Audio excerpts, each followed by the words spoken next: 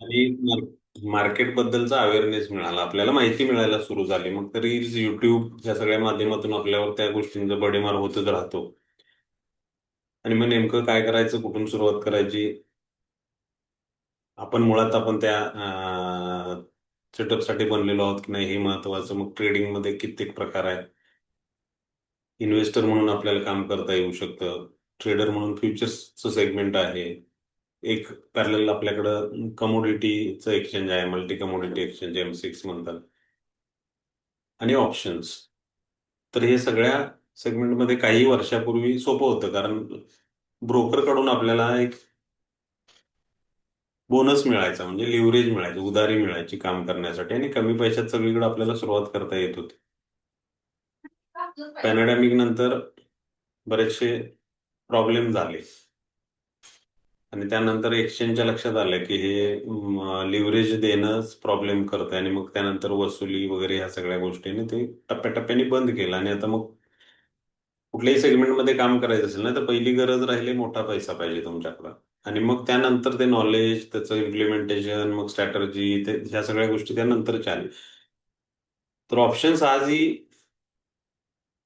तसंच राहिले. म्हणजे आपल्याकडे किरकोळ पैसे असतील, 5-25 हजार रुपये जरी असतील, तर आपल्याला सुरुवात करता येऊ शकते. हे त्याच्यातलं पहिलं अट्रॅक्शन आहे. पण दुसरी गोष्ट तिथं येते ती मग स्वस्त आहे, तर मग आपला हात सुटतो, इमोशन्स येतात, गॅमलिंग सुरू होतं, घसरणं. म्हणजे आपण त्या गोष्टी सिरियस घेत नाही ह्या. आणि अशा बऱ्याचशा गोष्टी आहेत. जे करत असतील त्यांना माहिती आहे की प्रीमियम सिलेक्शन प्रॉपर न होणं, ओआय डाटालाच मार्केटचा ओनर समजणं, किंवा सेलर जे आहेत ज्यांचा तो डाटा, आता त्या गोष्टी आपण जे नवीन असतील त्यांना कळतील, टप्प्याटप्प्याने आपण बघू. तर बरेचसे गैरसमज आहेत मुळात ऑप्शन्स बद्दल. तर ऑप्शन्स अजिबात तसं काही नाहीये, थोडंसं नाजूक आहे त्या टाइम डिकेमुळे, पण त्याच्यात समजून उमजून जर काम केलं तर फार चांगले रिझल्ट मिळतात. मी बरेचसे व्हिडिओ आमच्या विद्यार्थ्यांचे तुमच्याबरोबर शेअर केलेत. ते जर बघितले असतील तर तुम्हाला लक्षात येईल की कॉमन घरातली माणसं आहेत, middle class, middle age group मधले मेंबर आहेत. काही जण जॉब करतायत, काही जण पूर्ण वेळ याच्यात काम करतात, आणि अतिशय चांगले रिझल्ट मिळत आहेत. म्हणजे एक इन्कम सोर्स म्हणून आपल्याला हे सेगमेंट निवडता येऊ शकते, किंवा इथं काम करता येतं अगदी नक्की. तर ते करण्याआधी किंवा तिकडे जाण्याआधी आपल्याला काही गोष्टी बेसिक ज्या आहेत त्या माहिती होणं गरजेचं राहतो. तर त्या समजून घेऊ आपण. तो आपला मूळ आजचा उद्देश आहे. आणि मग आमचे जे वर्कशॉप चालतात ऑनलाईन गेल्या 4 वर्षापासून, जे शनिवार रविवार सोमवार, त्याचे डिटेल्स मी देईन तुम्हाला, त्याचा सिलेबस काय करायला पाहिजे काय नाही या सगळ्या गोष्टी बोलून तुमच्या प्रश्नांची उत्तरं अर्थात आली की जे काही क्युरीज किंवा जे काही विचारायचं असेल ते बिंदास विचारू शकता. शेवटचे एक अर्धा तास, अर्धा एक तास आपण निवांत त्याबद्दल गप्पा मारू. तर या मार्केटमध्ये बेसिक्स हे आहे की इथं 3 सेगमेंट आहेत. एक तर आपल्याकडे 2 एक्सचेंज आहेत, national stock exchange, Bombay stock exchange. हजारो कंपनीज आहेत, म्हणजे ऍसेट्स आहेत ज्याच्या शेअर्सची खरेदी विक्री होते. आणि त्या शेअर्सची खरेदी विक्री किंवा शेअर्स घेणं देणं हे करायचं असेल, फ्युचरमध्ये काम करायचं असेल, किंवा ऑप्शनमध्येही तुम्हाला काम करायचं असेल, तर सगळ्यात पहिल्यांदा तुमची सुरुवात होते डीमॅट अकाउंट पासून. आता या सगळ्या गोष्टी बऱ्यापैकी सगळ्यांना माहिती आहेत. एक अकाउंट जे सेबी रजिस्टर ब्रोकरकडे तुम्हाला सुरू करावं लागेल, तुमच्या ऑथोराइज बँकेतल्या अकाउंटला ते अलाईन राहील, आणि मग तिथून तुमची देवाणघेवाण सुरू होते. अकाउंटवर जे आपण पैसे भरतो त्याला मार्जिन म्हणतो, आणि मग जे काही व्यवहार होतील त्याच्या पोटी ब्रोकरेज म्हणून, कमिशन म्हणून ब्रोकर काही कमिशन घेतो, आणि गव्हर्नमेंटही त्याच्या पाठीमाग प्रत्येक तुमच्या व्यवहारापाठीमाग टॅक्स घेते, आणि त्यातून त्यांचाही करोड रुपयाचा रेव्हेन्यू जनरेट होत राहतो. तर कॅश सेगमेंट जे आहे ज्यामध्ये शेअर्सची खरेदी विक्री होते, ते पहिलं मार्केट. अकाउंटवर तुम्ही 500-1000 किती रुपयात सुरू करू शकता, आणि त्या किमती दरम्यानचा कुठलाही कंपनीचा शेअर तुम्हाला खरेदी करता येतो. मग खरेदी केलाय म्हटल्यानंतर त्याचे दर वाढतील या अपेक्षेने किंवा त्या अभ्यासाने आपण केलेला असतो, आणि मग वाढलेल्या दरात तो विकला जातो, आणि विकल्यानंतर जो मिळतो तो तुम्हाला प्रॉफिट जर तुमच्या बाजूला त्या किमती वाढत असतील तर तुमच्या विरोधात गेलं आणि तुम्ही जर विकला म्हणजे 50 रुपयाचा शेअर 40 रुपयाला तुम्ही विकला तर तुमचं होणार आहे नुकसान. ही सिंपल थिअरी इथं चालते. आता हे जे कॅश सेगमेंट आहे इथं फक्त खरेदीच अलाउड आहे तुम्हाला. आणि कितीही दर खाली पडले तर तुम्ही पुन्हा खरेदी करू शकता किंवा वाट बघू शकता पुन्हा दर वाढायचे. आणि इथं काम करणारे जी लोक आहेत ते प्युअरली इन्व्हेस्टर मेंटॅलिटीने काम करणारे लोक आहेत. म्हणजे ते मार्केट बद्दल त्यांना नॉलेज तर आहेच आहे. ज्यावेळी मार्केट मधली दर किंवा मार्केटमधले ऍसेट स्वस्त होतील तिथं तिथं त्यांच्याकडून खरेदी होते आणि महाग झाल्यानंतर विक्री होते. आता याच्यात सगळ्यात पहिली रिक्वायरमेंट आहे ती म्हणजे चांगल्या भांडवलाची. लाखाच्या पट्टीत असायला पाहिजे चांगला इन्कम जर आपल्याला आपल्या व्यवहारातून मिळवायचा असेल तर. दुसरी गोष्ट आहे ती म्हणजे अभ्यास नक्कीच पाहिजे. त्या कंपनीचा अभ्यास, त्यांचे फंडामेंटल्स, त्यांचे काय फ्युचर प्रोजेक्ट्स आहेत, सध्याची त्यांची स्थिती किंवा मार्केटची गरज आणि त्यानुसार नवीन येणारे प्रॉडक्ट, त्याच्या प्रोडक्शनच्या कंपनी, ह्या सगळ्या गोष्टींचा अभ्यासातून इथे फार चांगले रिझल्ट मिळवता येतात आणि मिळवलेले आहेत. फक्त स्लो मुव्हिंग मार्केट राहतं, भांडवल जास्त लागतं. अभ्यासाला शॉर्टकट तर इथंही नाही आहे. पेशन्स असतील, अभ्यास असेल आणि भांडवल असेल तर इथं फार चांगले रिझल्ट मिळतात. दुसरं सेगमेंट आहे फ्युचर्सचं. आता इथं जेवढ्या ऍसेट आहेत त्या सगळ्याचे फ्युचर आहेत. म्हणजे कुठलाही शेअर, रिलायन्स असू दे, अशोक लेलँड असू दे, नाही तर टाटा मोटर्स, त्याचे फ्युचर्स आहेत. आता फ्युचर्स काय तर फ्युचर्स हे प्रेडिक्टेबल मार्केट आहे. म्हणजे तुम्हाला अभ्यास हाच करायला लागतो आणि ठरवावं लागतं की ह्या कंपनीचे शेअर्स वर जातील की खाली जातील. वर जात असतील तर फ्युचरमध्ये तुम्हाला खरेदी अलाउड आहे. म्हणजे तुम्ही खरेदी करू शकता, वाढलेल्या किमतीत विक्री करू शकता आणि यामध्ये तुम्हाला प्रॉफिट मिळू शकतो. आणि तसंच जसं आपण मार्केटमध्ये बार्गेनिंग करतो किंवा याला एखाद्या किमतीचं बार्गेनिंग करतो तसं एखाद्या XYZ कंपनीचे प्राइसेस कमी होतील हे तुम्हाला जर आधी अभ्यासानं वाटत असेल तर तुम्ही आधी विक्री करू शकता आणि तुमच्या अपेक्षित भावात खरेदी दाखवू शकता. इथे तुम्हाला प्रॉफिट कमवता येतं. म्हणजे फ्युचर सेगमेंटमध्ये तुम्हाला मार्केटच्या दोन्ही बाजूला काम करता येतं. हेही अभ्यासाने. इथेही लागणारं भांडवल लाखाच्या पट्टीत राहतं त्याच्या लॉट साईजमध्ये. ह्या लॉट साईज तुम्हाला त्या सेगमेंटमध्ये काम करताना कळतात. कॅश सेगमेंटमधल्या सगळ्या ऍसेटचे फ्युचर आहेत. इथं कंपल्शन राहतं ते म्हणजे हे सगळे व्यवहार तुम्हाला निश्चित टाइममध्ये संपवायला लागतात. म्हणजे एक्सपायरी असते. हे फ्युचर कॉन्ट्रॅक्ट्स असतात आणि ते तुम्हाला ठरलेल्या वेळात संपवावे लागतात. ही पहिली गोष्ट. आणि दुसरी गोष्ट असते की इथं लॉट साईज कंपल्सरी राहतं. इथं कॅश सेगमेंटमध्ये तुम्ही सिंगल शेअर विकत घेऊ शकता, विकू शकता. पूर्ण रक्कम देऊन तुम्ही खरेदी केला असल्यामुळे तुम्हाला तो तुमच्या आयुष्यभर ठेवायचा अधिकार आहे किंवा पुढच्या पिढीला देऊ शकता किंवा तुम्हाला ज्या वेळेला वाटेल त्यावेळेला विकू शकता. इथं तुम्हाला एक्सपायरीच्या आत हे सगळे व्यवहार संपवायला लागतात. लॉट साईज प्रमाणे तुम्हाला लागणारं मार्जिन कमी जास्त होऊ शकतं. ऑप्शन्स त्यानंतरचं सेगमेंट आहे. फ्युचर्स समजले की तुम्हाला ऑप्शन्स सोपे होतात. फ्युचर्समध्ये तुम्हाला प्राइस वर जाणार असतील तर खरेदी करून किंवा खरेदी केलेल्या लोकांना वाढल्यानंतर प्रॉफिट होऊ शकतो. ते विकू शकतात कुठेही. पडणाऱ्या मार्केटमध्ये आधी ज्यांना प्रिडिक्ट केलंय की दर पडतील तो सेलचा व्यवहार किंवा सेलचा ट्रेड करू शकतो आणि त्याच्या अपेक्षित प्राइसला तो खरेदी दाखवून त्याही सेगमेंटमध्ये प्रॉफिट कमवू शकतो. आता या फ्युचर्समध्ये आपण बोलणार आहोत ते निफ्टीच्या ऑप्शन्स बद्दल. मग निफ्टी हा इंडेक्स आहे. हा आपल्या मार्केटमधल्या ज्या कॅश सेगमेंटमधल्या टॉप 25 परफॉर्मर कंपनी आहेत त्याचा ऍव्हरेज इंडेक्स आहे आणि याचा फ्युचरही आहे ज्यामध्ये आपल्याला काम करता येतं. आणि ह्याच्याच ऑप्शन्स बद्दल आपण आज बोलणार आहोत. याप्रमाणे बँक निफ्टी आहे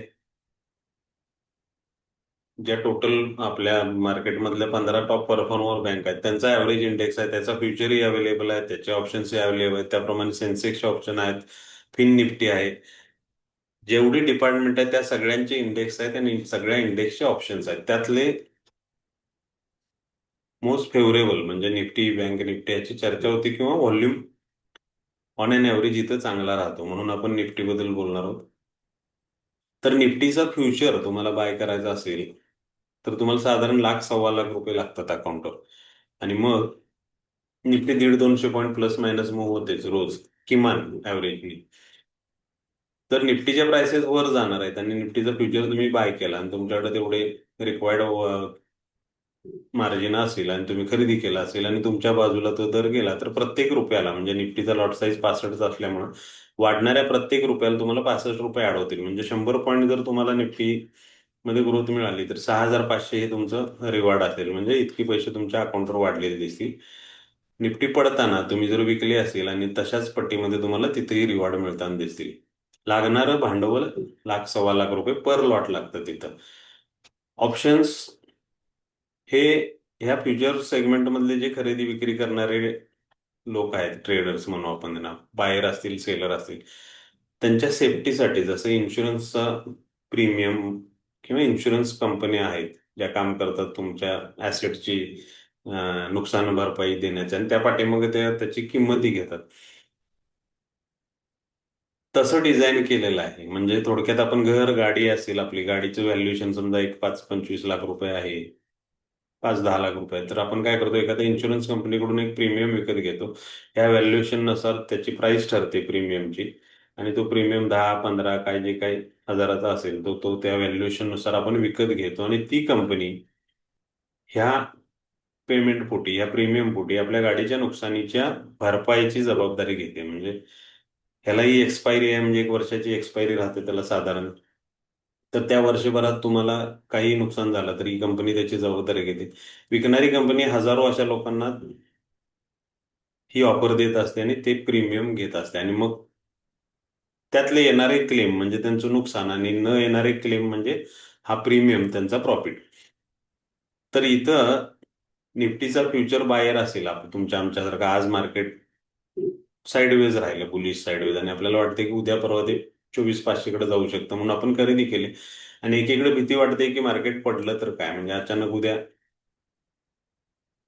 पडलं, पुन्हा युद्ध सुरू झालं, काही कुठल्या बऱ्याच सगळ्या गोष्टी, फार सेंटिमेंटल मार्केट राहतं, युद्धासारख्या कुणाच्या एखाद्याच्या ट्विटने ट्रम्पच्या मार्केटमध्ये प्लस मायनस मूव्ह होतात. तर तसं झालं तर होणारं नुकसान कसं टाळायचं, तर याच्यासाठी आपल्याला हे सेगमेंट वापरता येऊ शकतं.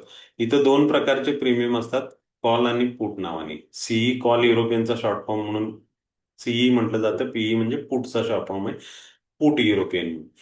तर हे दोन प्रीमियम ह्या मार्केट बरोबर, म्हणजे थोडक्यात इंडेक्स बरोबर चालतात. निफ्टीचा इंडेक्स, आता निफ्टीचा आपण निफ्टीबद्दलच बोलू समजायला सोपं म्हणून. निफ्टीचा इंडेक्स जो काही प्लस मायनस होईल त्या प्रमाणात हे प्रीमियम चालतात. निफ्टीचा इंडेक्स समजा 100 पॉईंट वर गेला तर हे कॉलचे प्रीमियम वाढतील आणि त्यावेळेला पुढचे प्रीमियम पडत राहतील. आणि समजा निफ्टीचा इंडेक्स 100 पॉईंट पडला तर हे पुटचे प्रीमियम वाढतील आणि कॉलचे प्रीमियम पडतील, म्हणजे एकमेकाच्या विरोधात चालतात. आता गोंधळ सुरू होतो ना, तर इथूनच. मग ऑप्शनमध्ये काम करायचं कुठल्याही, क्रूडच्या ऑप्शनमध्ये असू दे, गोल्डच्या असू दे, सिल्वरच्या असू दे, नॅचरल गॅस असू दे, किंवा निफ्टी, बँक निफ्टी, कॉलचे प्रीमियम आहेत ना, तर त्या ऍसेट बरोबर वाढतात, ऍसेट बरोबर कमी होतात. आणि पुटचे प्रीमियम त्याच्या विरोधात काम करतात. ऍसेटचे दर पडताना पुटचे प्रीमियम वाढतात. मग जर निफ्टीचा बायर आहे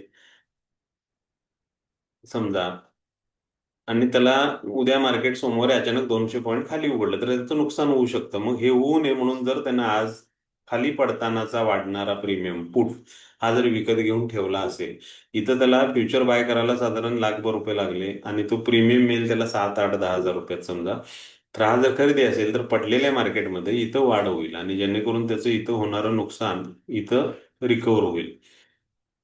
एखादा बिअरिश असेल मार्केटसाठी, निफ्टी पडणार म्हणून फ्युचर सेल केलाय समजा मी, आणि असं न होता उद्या मार्केट 24,500 कडे उघडलं, तर हे कॉलचे प्रीमियम वाढतील. मग इथं होणाऱ्या नुकसानसाठी मी एक कॉलचा प्रीमियम बाय करून ठेवला तर इथली माझी जी ऍसेट, जी मी इन्व्हेस्टमेंट केली ती सिक्युअर करू शकतो, की माझ्या अगेन्स्ट मार्केट जाताना मला इथं कॉलचे जे प्रीमियम आहे ते वाढलेले मिळतील. एक्सचेंजने आपल्याला काय केलं, इथं एवढी मुभा दिली की तुम्ही ते ऍसेट नसताना सुद्धा कॉल किंवा पुट बाय करू शकता. मग मी कधी करणार बाय, तर मला जर निफ्टी वर जाणार असा अंदाज असेल तर मी कॉलची प्रीमियम बाय करून प्रॉफिट कमवू शकतो. त्याच्यात झालेली वाढ हा माझा प्रॉफिट असेल. किंवा मार्केट पडणार असं वाटत असेल तर मी पुटचा प्रीमियम खरेदी करू शकतो. आणि त्यात होणारी वाढ प्रॉफिट कमवू शकतो. हा एक रोल झाला ज्याला आपण म्हणतो ऑप्शनचे बायर. दुसरा एक रोल असा येतं की जसं इन्शुरन्स कंपनी काम करते, तुम्ही कॉलचे प्रीमियम विकू शकता.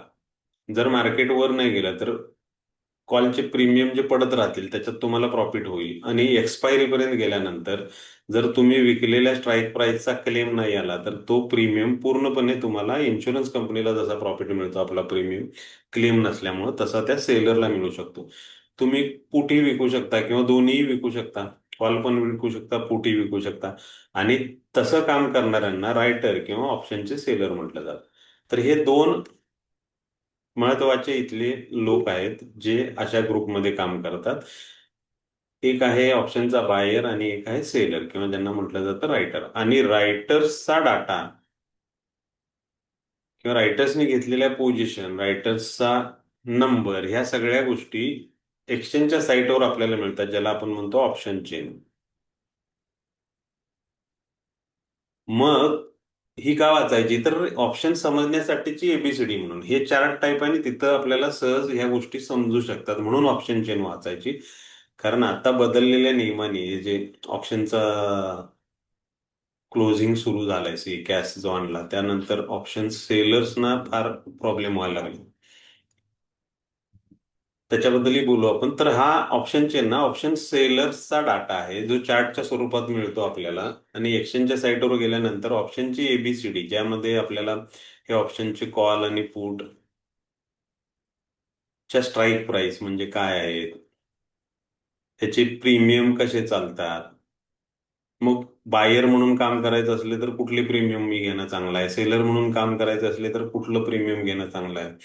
त्याच्यामध्ये एक गोष्ट आपल्याला लक्षात येते की ग्रीक्स हा थोडा अवघड प्रकार वाटतो की हे मॅथमॅटिक्स काय आहे, प्रीमियम कसे चालतात, प्रीमियमचा डीके काय आहे, प्रीमियमचा गेन जो डेल्टा म्हणून मोजला जातो तो काय प्रकार आहे. तर इम्प्लाइड व्होलॅटिलिटी आणि सगळ्यात लवकर सगळ्यांना समजलेलं ते ओ आहे. ऑप्शनचा ओआय डाटा जो बायर सेलरचा नंबर, त्या सेलरचा रायटरचा नंबर मिळतो आपल्याला कॉल आणि पुटच्या, तर तो खरंच वर्क करतो का आणि करत असेल तर काय, किंवा त्याच्यातून आपल्याला काही आयडिया मिळतील का मार्केट वाचण्याबद्दलच्या. तर या सगळ्या गोष्टीसाठी आपण ऑप्शन चेन ओपन करू.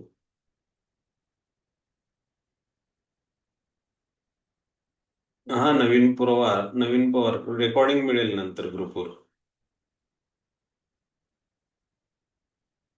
तर एनएससीच्या साईटवर तुम्ही फोन, लॅपटॉप, पीसी कुठूनही इथं कनेक्ट होऊ शकता. ही आहे option chain, NSC option chain. इथं गेल्यानंतर तुम्हाला Nifty, bank Nifty, pin Nifty हे सगळे ऑप्शन्स मिळतात. आपण उदाहरण म्हणून निफ्टी घेऊ. निफ्टी इंडेक्स ऑप्शन जे आहेत त्याचे दोन एक्सपायरी आहेत, म्हणजे दोन कॉन्ट्रॅक्टमध्ये काम होतं. एक मंगळवार टू मंगळवार होणारी आठवड्याची एक्सपायरी आणि एक महिन्याच्या शेवटच्या मंगळवारी होते ती मंथली एक्सपायरी. बँकेत सेन्सेक्समध्ये बाकी सगळ्या मंथली एक्सपायरी राहिलेत, सेन्सेक्सची फक्त गुरुवारी ठेवलेली. तर त्या महिन्याच्या महिन्याला राहतात. निफ्टीचा अभ्यास इतक्यासाठी की निफ्टी समजून घ्यायला सोपी, काम करायला सोपी आणि पैसे मिळवायला पण सोपी. तर त्यामुळे आपण निफ्टीच उदाहरण म्हणून बघू. तर या चार्टमध्ये थोडं खाली आल्यानंतर आपल्याला असं दिसतं की इथं हा चार्टच्या डाव्या बाजूला कॉलचे दर आहेत, उजव्या बाजूला पुटचे दर आहेत आणि मध्ये स्ट्राईक प्राइस आहे. तर ही स्ट्राईक प्राइस सगळ्यात महत्वाचा विषय आला पहिला. तर ही स्ट्राईक प्राइस म्हणजे काय, जसं आपली ह्या महिन्यातली गाडी आहे नवीन 2026 आताचं लेटेस्ट मॉडेल, तर त्याचं व्हॅल्युएशन वेगळं होतं म्हणून त्याचे इन्शुरन्सचे प्रीमियम वेगळे. तेच मॉडेल 2 वर्ष जुनं असेल तर त्याचे प्रीमियम वेगळे आणि ते जर येणारं आगामी मॉडेल आणखी थोडं मागं असेल तर प्रीमियम वेगळे. अशा सोप्या भाषेत आपल्याला हे क्लिअर कळतं. निफ्टीचे जे दर असतात त्याप्रमाणे त्याचे प्रीमियम ठरतात कॉल आणि पुटचे, डाव्या उजव्या बाजूचे. आणि मग निफ्टीचा जो करंट मार्केट प्राइस असतो 24,300 तो 24,250 जवळ आज बंद झाली, तो नेहमी या चार्टच्या सेंटरला राहील आणि त्याला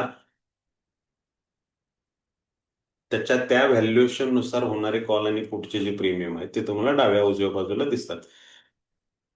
तर 24,250चा जो प्रीमियम आहे त्याचा दर इथं दिसतोय आपल्याला लाईव्ह ट्रेडिंग प्राइस मध्ये 96 रुपये 25 पैसे. मग निफ्टीचा लॉट साईज 65 असल्यामुळे त्याला 65 ने गुणलं तर साधारण 6,000 रुपयाच्या आसपास त्याचा दर राहतो आपल्याला. आणि मग निफ्टीचा 24,000 या स्ट्राईक प्राइसचा प्रीमियम बघितला तर तो महाग आहे, 292 रुपये आहे. निफ्टीचा 24,500 हा प्रीमियम बघितला तर फक्त 13 रुपये आहे. म्हणजे इथे वेगवेगळ्या दराचे प्रीमियम तुम्हाला दिसतात, कॉलच आहे. मग जर मार्केट वर जाणार आहे तर हाही प्रीमियम वाढेल, हाही वाढेल, हाही वाढेल, हाही वाढेल, हाही वाढेल. जर निफ्टीच्या इंडेक्सच्या प्राइसमध्ये ग्रोथ झाली, उद्या 100 पॉईंट वर गेलं मार्केट, तुमच्या समोर गेलं किंवा गॅपअप झालं, आणि या प्रीमियम मध्ये जर खरेदी आपण केलेली असेल तर हे सगळेच प्रीमियम वाढतील, पण त्यांचं प्रमाण वेगवेगळं असेल, ग्रोथ रेट वेगवेगळा असेल. मग जर करंट मार्केट प्राइस आहे त्याचा जर हा प्रीमियम आपण बाय केलेला असेल, ज्याला इथल्या ठिकाणामुळे म्हटलं जातं ऍट द मनी प्रीमियम, जी लाईव्ह ट्रेडिंग प्राइस असते म्हणजे इंडेक्सची प्राइस असते त्याचे जे प्रीमियम आहेत, कॉल असेल किंवा पुट असेल, तर त्याला ऍट द मनी प्रीमियम म्हटलं जातं. आणि हा जर आपल्यापैकी कोणी बाय केला असेल तर 100 पॉईंट निफ्टीमध्ये ग्रोथ झाल्यानंतर ह्या प्रीमियम मध्ये जी वाढ होईल ती अराउंड 50%, म्हणजे 50% आसपास ह्याच्या प्रीमियम मधल्या प्राइसमध्ये वाढ होईल. म्हणजे 100 पॉईंट निफ्टी वाढल्यानंतर इथं तुम्हाला 50 पॉईंट वाढलेले दिसतील या प्रीमियम मध्ये, म्हणजे प्रॉफिट अर्धा झाला. म्हणजेच काय, ग्रोथ रेट ऍट द मनी प्रीमियमचा अर्धा आहे. समजा थोडा महाग म्हणून मी 24,000चा प्रीमियम घेतला असेल या स्ट्राईक प्राइसचा, आणि तीच मूव्ह झाली निफ्टीमध्ये 100 पॉईंटची, तर हा प्रीमियम 99.99% वाढलेला दिसेल. म्हणजेच इक्वल टू फ्युचर. फ्युचरला ₹1,25,00,000 भांडवल लागतं हाच प्रॉफिट कमवायला. तेच काम तुम्हाला इथं 18,000 रुपये, 17-18 हजार रुपयाच्या प्रीमियम मध्ये मिळून जातं. म्हणजे कंपॅरिझन जर करायचं म्हटलं तर 5 पट प्रॉफिट तुम्ही ह्या प्रीमियम मधून मिळवू शकता फ्युचरमध्ये काम करण्यापेक्षा. पण कधी त्या सगळ्या गोष्टी जुळून आल्या तर मूळ समजून घेण्याची गोष्ट ही आहे की 24,000च्या प्रीमियमचा प्राइस थोडा वाढला आणि त्याचा ग्रोथ रेट पण वाढला. म्हणजेच करंट मार्केट प्राइस पेक्षा कमी होत गेलेल्या ज्या काही प्राइस आहेत, 250च्या खाली 200 झाली, 100 झाली, 24,000, तर हे कमी होणाऱ्या स्ट्राईक प्राइसचे जे काही प्रीमियम आहेत ना, ह्या सगळ्या ग्रुपलाही नाव आहे ना, म्हटलं जातं इन द मनी प्रीमियम. आणि इन द मनी मध्ये जसं तुम्ही डीप जाल तसं हा ग्रोथ रेट वाढत जातो. म्हणजेच इंडेक्स बरोबर चालायचं पर्सेंटेज जे आहे ना ते वाढत जातं या प्रीमियम मध्ये. आणि जसं तुम्ही करंट मार्केट प्राइस पासून खाली या इकडं या ग्रुपमध्ये, या ग्रुपला म्हणलं जातं आउट द मनी ग्रुप, तसं हे पर्सेंटेज कमी होत जातं. म्हणजे इथं 50% आपण म्हटलं तर इथं ते 40 होईल, इथं 30 होईल, इथं 20 होईल, इथं कदाचित 10% असेल. हे कशाच्या पर्सेंटेजमध्ये, इंडेक्सच्या. इथल्या कुठल्याही प्रीमियमला स्वतंत्र अस्तित्व नाही, म्हणजे त्यांची इंडिव्हिज्युअलिटी नाही, त्याच्यावर दर नाहीत चालत, किंवा प्रीमियम एखादा चाललाय म्हणून तो वाढला कमी झाला किंवा त्याच्यातल्या ट्रेडिंगचा त्याच्यावर इम्पॅक्ट होत नाही. तर हे सगळे प्रीमियम इंडेक्सला फॉलो करतात, इंडेक्स प्राइसला. त्यामुळं इंडेक्समध्ये जी मूव्ह होईल ती अशा पर्सेंटेजने तुम्हाला इथं रिफ्लेक्ट होताना दिसेल. आणि मग महत्वाची गोष्ट अशी होते, ज्यावेळेला आपण बायर म्हणून काम करणार असू मार्केटमध्ये, ऍज अ बायर, म्हणजे आपल्याला प्रीमियम बाय करून पैसे कमवायचे, तर मार्केट वर जाताना आपण कॉल बाय करू आणि मार्केट खाली पडताना आपण पुट बाय करू. मग कॉल कुठले घ्यायला पाहिजेत, तर कॉल कंपल्सरी तुम्ही इन द मनी मधले घ्यायला हवेत, आणि तेही चांगला ग्रोथ रेट असलेले. तर तुम्हाला ऑप्शन्स इमिजिएट रिॲक्शन देतील, इमिजिएट रिवॉर्ड देतील, जर तुमचा अभ्यास चार्टवरचा किंवा त्याच्या ग्रोथवरचा, निफ्टीच्या इंडेक्सचा जर असेल चांगला, आणि तसे तुम्हाला तिथं त्याच्यात होणारी वाढ अभ्यासता येत असतील किंवा ती जर कॅच करता आली, तर हे प्रीमियम तुम्हाला फारच चांगला रिवॉर्ड देऊ शकतात. मग हे ओळखायचे कसे, तर तेही आपण जाऊ तिकडं. तर साधारण अंदाजे आपल्याला बघायचं असेल तर करंट मार्केट प्राइस पासून तिसरा, पाचवा, आठवा या ग्रुपमध्ये कुठलाही रॅन्डम प्रीमियम जरी तुम्ही घेतला तर तुम्हाला चांगला ग्रोथ रेट मिळतो. आणि तुम्ही घेतलेल्या ग्रोथ रेटच्या प्रीमियम मध्ये जशी वाढ होते तसं तसं त्याचं ठिकाणी बदलत जातं. म्हणजे जसजसा इंडेक्स वर वर वर जाईल, ते 24,400 मार्केट जाईल, त्यावेळेस 24,400 ऍट द मनी येईल. म्हणजे ह्याच्याच प्रीमियमचा जो ग्रोथ रेट आता 30% आहे तो होईल 50%, किंवा आणखी मार्केट वाढलं तर हा 500 वाला इथं शिफ्ट होईल, म्हणजे हाच प्रीमियम पुन्हा आत जाईल, म्हणजे ह्याचा ग्रोथ रेट वाढत जाईल. थोडक्यात काय की इन द मनी मधल्या प्रीमियमना बायर म्हणून तुमचं सिलेक्शन आज राहायला पाहिजे, कारण त्याचा ग्रोथ रेट चांगला राहतो. ओटीएम मध्ये जी लोक काम करतात ते निव्वळ गॅम्बलिंग ठरलं जातं. कारण का? तर हे प्रीमियम त्या पर्सेंटेजनी रिवॉर्ड देत नाही, त्या पर्सेंट, कारण यांना ग्रोथ रेट नसतो तो. दुसरी गोष्ट काय, की हे प्रीमियम लवकर कमी होतात. म्हणजे या सगळ्याच प्रीमियमना एक कीड लागलेली आहे, ज्याला म्हटलं जातं टाइम डिके. आणि ग्रॅज्युअली त्यांच्या त्यांच्या पर्सेंटेज प्रमाणे प्रत्येक वेळी मार्केट बंद झालं, दुसऱ्या दिवशी उघडले की तो प्रीमियम ऑटोमॅटिकली तेवढ्या पर्सेंटेजनी कमी झालेला दिसतो, आणि ते पर्सेंटेज ओटीएम मध्ये मॅक्झिमम राहतं. आणि त्यामुळं एक्सपायरी डेज मध्ये लाईव्ह मार्केटमध्ये सुद्धा तुम्हाला ज्या ज्यावेळी मार्केट स्टक झालेलं दिसेल किंवा स्लो मुव्हिंग वाटेल, त्यावेळेला तुम्हाला तुमचे प्रीमियम आपोआप कमी होताना दिसतात. मग हे प्रीमियम जे आहेत ना ओटीएम मधले, कॉल असेल किंवा पुट असेल दोन्ही बाजूचे, तर हे झिरो बनण्यासाठीच आहे, ते लक्षात ठेवायचं. आता कॅशने थोडं त्याचं क्लोजिंग चेंज झालंय, पण हे झिरो बनतात का? तर ह्यांची जी व्हॅल्यू शिल्लक आहे, तर ही फक्त टाइम व्हॅल्यू शिल्लक आहे. या सगळ्याच प्रीमियम ना त्यांचं एक अंतर्भूत मूल्य असताना एक वेळेनुसार ठरलेलं इंट्रेन्सिक व्हॅल्यू आणि टाइम व्हॅल्यू. तर ही फक्त टाइम व्हॅल्यू राहते, ती शून्य होण्यासाठीच असते. आणि ऍट द मनीचा कुठला तरी एक प्रीमियम ह्या कॅशच्या आधी झिरो व्हायचा. आणि त्यामुळं तो प्रीमियमचा डिके खाण्यासाठी, प्रीमियमचा decay as a profit convert करण्यासाठी जी लोक काम करतात ती आहेत सेलर्स. म्हणजे ऑप्शन रायटर म्हटलं जातं. इन्शुरन्स कंपनी सारखं काम करतात. त्यांना त्या प्रीमियमचा डिकेशी संबंध राहतो. म्हणजे तो जो टाइम डिके आहे तो त्यांना प्रॉफिटमध्ये कन्वर्ट करता येऊ शकतो, जर त्यांनी योग्य ठिकाणचे ते प्रीमियम विकलेले असतील तर. म्हणजेच क्लेम नाही आला तर त्याचा. मग ते मार्केटच्या एका रेंजच्या बाहेर, समजा आता आपल्याला माहिती आहे की मंगळवारी तर एक्सपायरी आहे आणि आता तर 25,000 तर काय दर होऊ शकत नाही, मग मी 25,000चा कॉल विकला काय, आणि इकडचा खाली कुठंपर्यंत जाईल आपल्याला माहिती आहे की 24,000च्या खाली जात नाही, आणि मी 24,000चा फूट विकलेला असेल, तर मला दोन्ही बाजूचे प्रीमियम मार्केट इथं न गेल्यामुळे एक्सपायरी पर्यंत मिळू शकतील. आणि मग तशाच त्या गोष्टी आणखी डिटेल अभ्यासाने जवळ प्राइसच्या पण येतात. तर हे सेलर्स मुळात हेजिंग करतात. म्हणजे ते दोन्ही दगडावर हात ठेवतात. ते कॉलही विकतात, पुटही विकतात. का? तर दोन्ही बाजूला मार्केट कुठे गेलं तर त्यांना दोन्ही बाजूला प्रॉफिट व्हायचे चान्सेस वाढतात. मार्केट जर एका रेंजमध्ये राहिलं तरी त्यांना दोन्ही बाजूचा प्रीमियम मिळवता येतो, जो टाइम डिकेमुळे मिळतो त्यांना. आणि जर डिरेक्शनल झालंच मार्केट कुठल्या एका बाजूला, तर एका बाजूची कुठली तरी एक बाजूची त्यांना एक्झिटही घेता येते. म्हणजे त्या सगळ्या गोष्टी त्यांना मिळतात. पण एक महत्वाची गोष्ट अशी आहे की प्रीमियम विकण्यासाठी भांडवल लागतं, ते सेम फ्युचर इतकं, म्हणजे साधारण ₹1,25,00,000 लागतात त्यांना पर प्रीमियम विकायला. आणि त्या मानानं त्यांचा जो प्रॉफिट असतो तो फक्त प्रीमियमचा दर, जसं इन्शुरन्स कंपनीला आहे ना, भरलेला प्रीमियमच फक्त क्लेम नाही आला तर प्रॉफिट होऊ शकतो, तसं आहे. आता समजा 24,400चा प्रीमियम मी विकला असेल आणि 24,400 पर्यंत मंगळवारपर्यंत मार्केट नाही गेलं, तर हे ₹33 शून्य होतील कदाचित.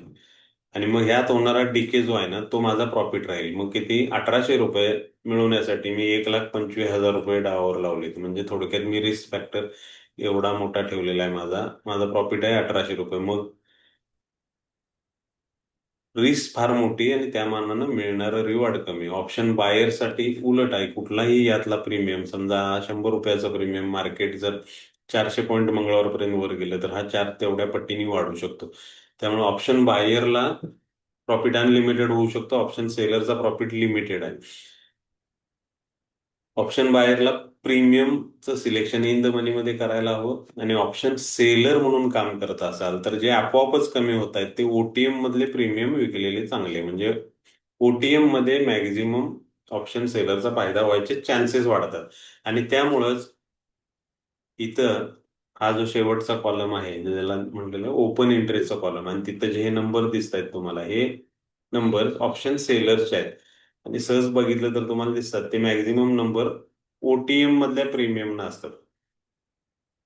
आणि मग हे नंबर आपल्याला काही मदत करतात, किंवा बरेच जण अजूनही त्या ओआयचे रेफरन्स घेतातच घेतात. त्यात चुकीचं काही नाही आहे. हे आपल्या बरोबरचे पार्टनर आहेत, म्हणजे ट्रेडर म्हणून आपण काम करताना हाही ग्रुप आहे जो काम करतोय.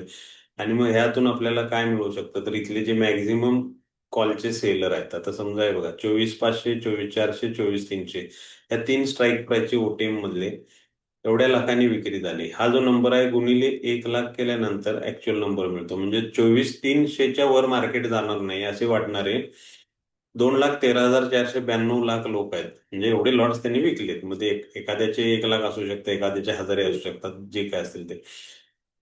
24,400कडे प्राइस जाणार नाही असे वाटणारे 1,50,376 लाख लोक आहेत. आणि 24,500कडे जाणार नाही असे वाटणारे 2,03,853 लाख लोक आहेत. ह्यांनी का विकले? तर ह्यांची अपेक्षा अशी किंवा ह्यांचा अभ्यास असा आहे की मार्केट इथून खाली राहील. म्हणजे 24,500च्या खाली आहेत, 400च्या पण खाली आहेत, 24,300च्या पण खाली राहू शकतं मंगळवारपर्यंत. दुसऱ्या बाजूला पुटचे सेलर आहेत. आता पुढच्या सेलरचे नंबर बघितले मॅक्झिमम वाले, तर थोडक्यात असे दिसतात आपल्याला मेजर. 24,200 या स्ट्राईक प्राईसचे 2,38,518 लाख लोकांनी विकलेत हे प्रीमियम. ह्यांची अपेक्षा काय की 24,200च्या खाली मार्केट येऊ शकत नाही, आणि ते न आल्यामुळे हे 44 रुपये 65 पैसे मंगळवारपर्यंत त्यांना प्रॉफिटमध्ये नेऊ शकतात. म्हणजे इथं होणारा डिके इकडे मार्केट न आल्यामुळे हे कमी होणारे प्रीमियम त्यांना प्रॉफिट देऊ शकतात. तसंच 2,400 आणि 24,000. 24,000ला 2,74,070 लाखचा डाटा आहे. त्यांच्यासाठी आता 17 रुपये प्रीमियम होता, 7 रुपये ऑलरेडी कमी झाले, आता 11 रुपये राहिले, ते त्यांना मिळू शकतात मंगळवारपर्यंत मार्केट 24,000कडे न गेल्यामुळे. तर हे ऑप्शनचे सेलर्सचा डाटा आपल्याला काय सांगतो? तर पुटचे जे सेलर आहेत त्यांचे मॅक्झिमम नंबर म्हणजे मार्केटचा एक आधार पातळी आपण अंदाज पकडू शकतो की हे पुढचे सेलर मार्केटसाठी बुलिश राहतात. आणि हे कॉलच्या सेलरचे जे मॅक्झिमम नंबर आहेत ते मार्केटचे वरती जाण्यासाठीचे अडथळे म्हणजे रेजिस्टन्स म्हणून आपण गृहीत धरू शकतो. कारण का? तर कॉलचे सेलर्स म्हणजे मार्केटसाठी बेरिश व्ह्यू मधली लोक.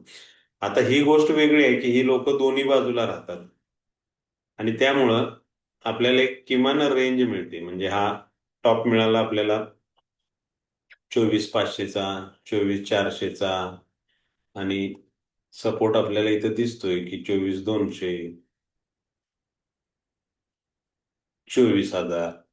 तर इथं हा डाटा आहे पी सेलरचा आणि हा डाटा आहे सी सेलरचा. आपल्याला एक अंदाजे रेंज लक्षात येते मार्केटची, आणि एवढाच याचा फायदा आहे. तुम्ही ओआय वर डिपेंड राहून पूर्वी कधी ट्रेड केले असेल तर ज्यावेळी ह्यांचा होल्ड होता, एक काळ होता रिटेलर्स कमी होते मार्केटमध्ये, 1.5-2 करोडच अकाउंट होती मार्केटमध्ये 4-5 वर्षापूर्वी. टोटल डिमॅट अकाउंट, त्याच्यातले मग ट्रेडर किती, इन्व्हेस्टर किती, आणि ऑप्शन्सकडे काम करणारे किती लोक बघा. मग त्या काळात बऱ्यापैकी इम्पॅक्ट असायचा. आणि आता त्या कॅशनी, नवीन रूलनी जो ऑप्शन सुरू केला त्यांनी ह्यांची ती उरली सुरली ती अशा पण धुळीस मिळवली, म्हणजे यांचा तो इंटरेस्टही कमी केलाय. तर ह्या डाट्यामुळे आपल्याला काय मिळू शकतं? फक्त रेंज कळू शकतात की मार्केटमध्ये वरती अडथळा कुठे आहे आणि खाली सपोर्ट कुठे आहे. म्हणजे मार्केट आपल्याला ह्या रेंजमध्ये आहे हे कळतं. दुसरी गोष्ट, यांच्या नंबर्सवरून, यांच्या टोटल नंबर्सवरून आपल्याला एक रेशो मिळतो ज्याला आपण म्हणतो पीसीआर रेशो, पुट कॉलचा भागाकार. त्यातून आपल्याला एक मार्केटची अंदाजे दिशा, म्हणजे जे सेलर आहेत त्यांच्या मनातली दिशा कळू शकते, जो आपण म्हणतो पीसीआर रेशो. तर हा टोटल ओआय पीईचा, म्हणजे हा नंबर 29,66,545 हे तयार मिळतं आपल्याला. मी दाखवतो तुम्हाला थोड्या वेळ. भागिले 27,38,928. आता इथेही तुम्हाला कॉल सेलरचा नंबर कमी दिसतोय, पुट सेलरचा जास्त दिसतोय. इथेही अंदाज येतोय की मार्केट थोडं बुलिश फेवर मध्ये आहे, म्हणजे बुलिश पण बऱ्यापैकी इक्वली आहे. काय होईल याच्या पोझिशन चेंज होतात. मग हा जो भागाकार आहे टोटल ओआय पीईचा भागिले सीईचा, तर याला म्हटलं जातं पुट कॉलचा रेशो. आणि पुट कॉलचा रेशो मी तुम्हाला एक छोट चार्ट देतो, त्याप्रमाणे जर वाचला ह्याचा भागाकार, तर आपल्याला एक दिशा कळते मार्केटची की मार्केट बुलिश राहू शकतं, मार्केट बिरिश राहू शकतं. हे नंबर्स कमी जास्त होतात. हे ओआय म्हणजे ह्या जे ट्रेडरनी एवढ्या करोडो रुपयाचे इन्व्हेस्टमेंट केले त्यांच्या अगेन्स्ट मार्केट जाताना दिसेल तर निश्चित त्यांच्या पोझिशन सुद्धा तिथनं ते काढून घेऊ शकतात. आणि तो होणारा चेंज तुम्हाला चेंज इन ओआय या कॉलम मध्ये दिसत राहतो. मग एखाद्या सपोर्ट किंवा एखाद्या रेजिस्टन्स एरियातून ते नंबर कमी होणे किंवा वाढणे, प्लस होणे म्हणजे तो रेजिस्टन्स आहे तो स्ट्रॉंग होणे, आणि मायनस होणे म्हणजे तो रेजिस्टन्स किंवा तो एरिया जो आहे वरती जातानाचा ट्रॅफिक जॅम तो वीक होणार. मग त्याच सेम गोष्टी इकडेही होतात, सपोर्टच्या बाजूलाही. आणि मग तो ओआय तुम्हाला असा वाचता आला तर थोडीफार आयडिया मार्केटमधली येणं सुरू होते की मार्केट कुठून कुठं जाऊ शकते, खाली गेलं तर कुठं जाईल, वर गेलं तर तिथं कमी जास्त होणारी काही ताकद आहे का, तर ती थोडी ओआयच्या चेंजनी आपल्याला कळते. शिवाय हा एक कॉलम आहे आय व्ही, इम्प्लाइड व्हॉलॅटिलिटी. तर इथला हा जो नंबर आहे तो सांगतो तुम्हाला त्या त्या पर्टिक्युलर प्रीमियमची अस्थिरता म्हणजे व्होलॅटिलिटी. आणि हा नंबर जर 20 प्लस असेल तर ऑप्शन बायरसाठी तो दिवस चांगला राहतो. कारण का तर प्रीमियम मध्ये फार चांगल्या पद्धतीने प्लस मायनस होऊ शकतात रक्कम. आणि हा जसा आता दिसतोय कमी, आज दिवसभर मार्केट असंच राहिला आणि तो लोच होता. 17, 18, 19, 18, 19 आपण चालवून घेऊ शकतो, पण तसाच जर राहत असेल कंटिन्यू तर मार्केट काय होतं, डल होतं, म्हणजे साईडवेज राहायचे चान्सेस जास्त राहतात. मग ऑप्शन बायर म्हणून काम करताना थोडं आपल्याला इकडेही बघता येतं, किंवा ऑप्शन सेलर म्हणून आपण काम करतोय आणि आय व्ही कमी झाला याचा अर्थ आपल्याला दोन्ही प्रीमियम मध्ये प्रॉफिट मिळू शकतो. हा ही आयडिया आपल्याला किंवा ही थोडीशी कल्पना आपल्याला ह्या डाट्यातून येऊ शकते. तर ह्या सगळ्या गोष्टी सोप्या आहेत सिस्टमॅटिक वेनी समजून घेतल्या तर. म्हणजे बेसिक ऑप्शन्स जे आहे की प्रीमियम आणि स्ट्राईक प्राइस यांचं रिलेशन काय आहे, तर ते मी सांगितलं तुम्हाला. करंट मार्केट प्राइसचा प्रीमियम ज्याला ऍट द मनी म्हणतो, तो कॉलचा असेल किंवा पुटचा असेल तर त्यांचा ग्रोथ रेट 50% राहतो आपण बायर म्हणून काम करताना. इन द मनी मधले सगळे प्रीमियम चांगले चालतात कारण त्यांचा ग्रोथ रेट जास्त आहे. साधारण तिसरा, चौथा, पाचवा, आठवा या लेवलमध्ये काम केलं तरी आपल्याला 70-80% ग्रोथ रेट मिळतो. फार महागातली प्रीमियम घेतली म्हणजे जास्त चालतात असं नाही आहे. ह्यांचा मॅक्झिमम ग्रोथ रेट 99.99%चाच राहतो आणि तो तुम्हाला या ग्रुपमध्ये या एरियात मिळून जातो. थोडासा महाग वाटतो पण तिथं त्याचे रिवॉर्ड चांगले असतात. ओटीएम म्हणजे कीड लागलेले प्रीमियम बाजूला काढलेत त्यांनी, आउट द मनी झालेले. वाढलेल्या स्ट्राईक प्राइसचे कॉल आणि कमी झालेल्या स्ट्राईक प्राइसचे पुट हे आउट द मनी म्हटले जातात. त्यांना फक्त टाइम व्हॅल्यू राहिलेली असते आणि ती एक्सपायरीकडे झिरो व्हायची शक्यता दाट राहते. जर अचानक कुठल्या उलट बाजूची मुवमेंट जोपर्यंत होत नाही तोपर्यंत हे प्रीमियम हळूहळू हळू कमी होत जातात. त्यामुळे ऑप्शन बायरसाठी आउट द मनी मध्ये काम करणं म्हणजे जाणून बुजून धोका घेणं असं राहतं. प्रीमियम सिलेक्शन मी सांगितलं तुम्हाला. तुम्हाला अंदाजे घ्यायचा असेल तर इन द मनीमध्ये तिसरा, आठवा या ग्रुपमध्ये प्रीमियम सिलेक्शन राहिले किंवा पुढच्या बाबतीतही तुम्हाला इन द मनीमध्ये तर तुम्हाला चांगला ग्रोथ रेट मिळतो ऍज अ बायर. हा थोडासा इग्नोर करायचाच विषय आहे. फार सिरियसली ज्यांना काम करायचं आहे नाही तर ऑप्शन्समध्ये, तर इकडे दुर्लक्ष केलेलं चांगलं. फक्त या गोष्टी समजून घ्या की डेल्टा जो मी मगाचपासून ग्रोथ रेट म्हणतो, तर तो डेल्टा या नावाने ओळखला जातो. हे ग्रीक्स म्हणजे हे एक स्टॅटिस्टिक आहे. या प्रीमियमना जे मोजमाप लावलं जातं त्याचं डेल्टा हा ग्रोथ रेट सांगतो आणि तो इन द मनी मध्ये ग्रॅज्युअली वाढत जातो. मी तुम्हाला सांगितलं की ऍट द मनी पासून 50% असतो, हळूहळू इन द मनी मध्ये तो वाढत जातो. गॅमा हा डेल्टाच स्पीड सांगतो, त्यामुळे त्याला काही मनावर घेऊ नका. थिटा हा लक्षात ठेवायला पाहिजे आपण डेल्टा सारखा. तर हा आहे टाइम डिके जो ओटीएम मध्ये मॅक्झिमम होता. हे सगळेच प्रीमियम एका पर्सेंटेजनी कमी होत जातात आणि त्या कमी होण्याच्या गणिताला थिटा त्या ग्रीकनी मोजलं जातं. म्हणजे मॅक्झिमम थिटा असेल तर त्या त्या प्रीमियमचा डीके मॅक्झिमम आहे. आणि ही एकच गोष्ट ऑप्शनला थोडी डेलिकेट बनवते. तर हा थिटा तुम्ही मार्केटचं स्पीड पकडलं, मार्केटचा मोमेंटम पकडला तर अजिबात तुमच्या आडवं येत नाही. म्हणजे बायर म्हणून ही एक थ्रेट राहते नेहमी. आणि हा थिटा ओटीएम मध्ये मॅक्झिमम असतो आणि तुम्ही जर ओटीएम मधलेच प्रीमियम खरेदी करत असाल तर तुम्ही निश्चितच मग चुकीच्या ठिकाणी काम करताय आणि ह्या थिट्यामुळे होणारं नुकसान तुम्हाला ऑप्शन्स मध्ये त्रास देते. वेगा हा व्होलॅटिलिटी देतो डेल्टाचीच. आणि हा रो हा आपल्या नॅशनलाइज बँकेच्या मिटिंग्स किंवा रेपो रेटमध्ये काही चेंजेस असतील, अशा काही मिटिंग असतात वर्षातून, 6 महिन्यातून, 3 महिन्यातून, त्यावेळी होणारा मार्केटवरचा परिणाम यांनी मोजला जातो. आता ह्या गोष्टीच्या डिटेलमध्ये जाऊच नका. तुम्हाला जर बिगिनर असाल तरी आणि एक्सपर्ट झाला तरी याचा फक्त या दोन कन्सेप्ट माहीत असतील की तुमचं काम संपलं. ह्या गोंधळाने किंवा यातल्या कुठल्या अभ्यासाने तुम्हाला काहीही मार्केटची डिरेक्शन किंवा मोमेंटम पकडता येत नाही किंवा ते शक्य नाही. तर ह्या गोष्टी या ह्या ज्या काही हे आहेत त्या माहिती असणं गरजेचं आहे, कन्सेप्ट की नेमकं ते काय आहे. तेवढं झालं तरी भरपूर झालं. इग्नोर करा असं मी म्हणतोय, कारण का तर हे सुरुवातीच्या काळात काही विनाकारण काहीतरी अवघड गोष्ट आपण शिकतोय असं वाटायला लागतं म्हणून. पीसीआर रेशो मी तुम्हाला सांगितला की पुट कॉलचा रेशो आहे, आणि तो अशा चार्टमध्ये बघितला तुम्ही, तो जो भागाकार आहे. आता सहज तुम्हाला कुठेही नंबर्स मिळतात, ऍप आहे त्याची फ्रीमध्ये अवेलेबल आहे. तर हा जर पीसीआर रेशो 1.10 टू 0.65 असेल तर मार्केट बेरिश प्रेशरमध्ये आहे, म्हणजे कॉलचे सेलर थोडे हवे आहेत मार्केटवर. हा असा असेल तर बुलिश प्रेशरमध्ये आहे, म्हणजे पुटचे सेलर स्ट्रॉंग आहेत मार्केटमध्ये. आणि असा असेल तर नॉर्मल रेंज मधलं मार्केट आहे, की ज्याच्यामध्ये दोन्ही प्लेयर आहेत पण कुठली मार्केटची दिशा नाही. आयव्ही मी सांगितला, जो 20 प्लस असेल तर बायर्ससाठी मार्केट चांगला आहे, आणि 20च्या कमी असेल तर सेलर्ससाठी त्या दिवशी चांगला नफा होऊ शकतो, ज्यामध्ये टाइम डिके त्यांचा मेन इंटरेस्ट राहील आणि तो त्यांना मिळत राहतो. आता महत्वाचा विषय असा येतो की त्याच्यावर मग ट्रेड जनरेट करणाऱ्या लोकांचं काय झालं, की मुळातच ऑप्शन्स इतके बदनाम झालेत की ऑप्शन्समध्ये प्रॉफिटच होऊ शकत नाही अशी वाटणारी लोकांची संख्याच जास्त असण्याचं कारण काय? तर एक म्हणजे इथं गॅम्बलिंग होतं. गॅम्बलिंग होतं म्हणजे ते कसं होतं, तर प्रीमियम स्वस्त मिळतात म्हणून खरेदी केले जातात. तर ओटीएम मध्ये 10 रुपयाचे, 20 रुपयाचे, 30 रुपयाचे, 15 रुपयाचे अशी प्रीमियम आहेत.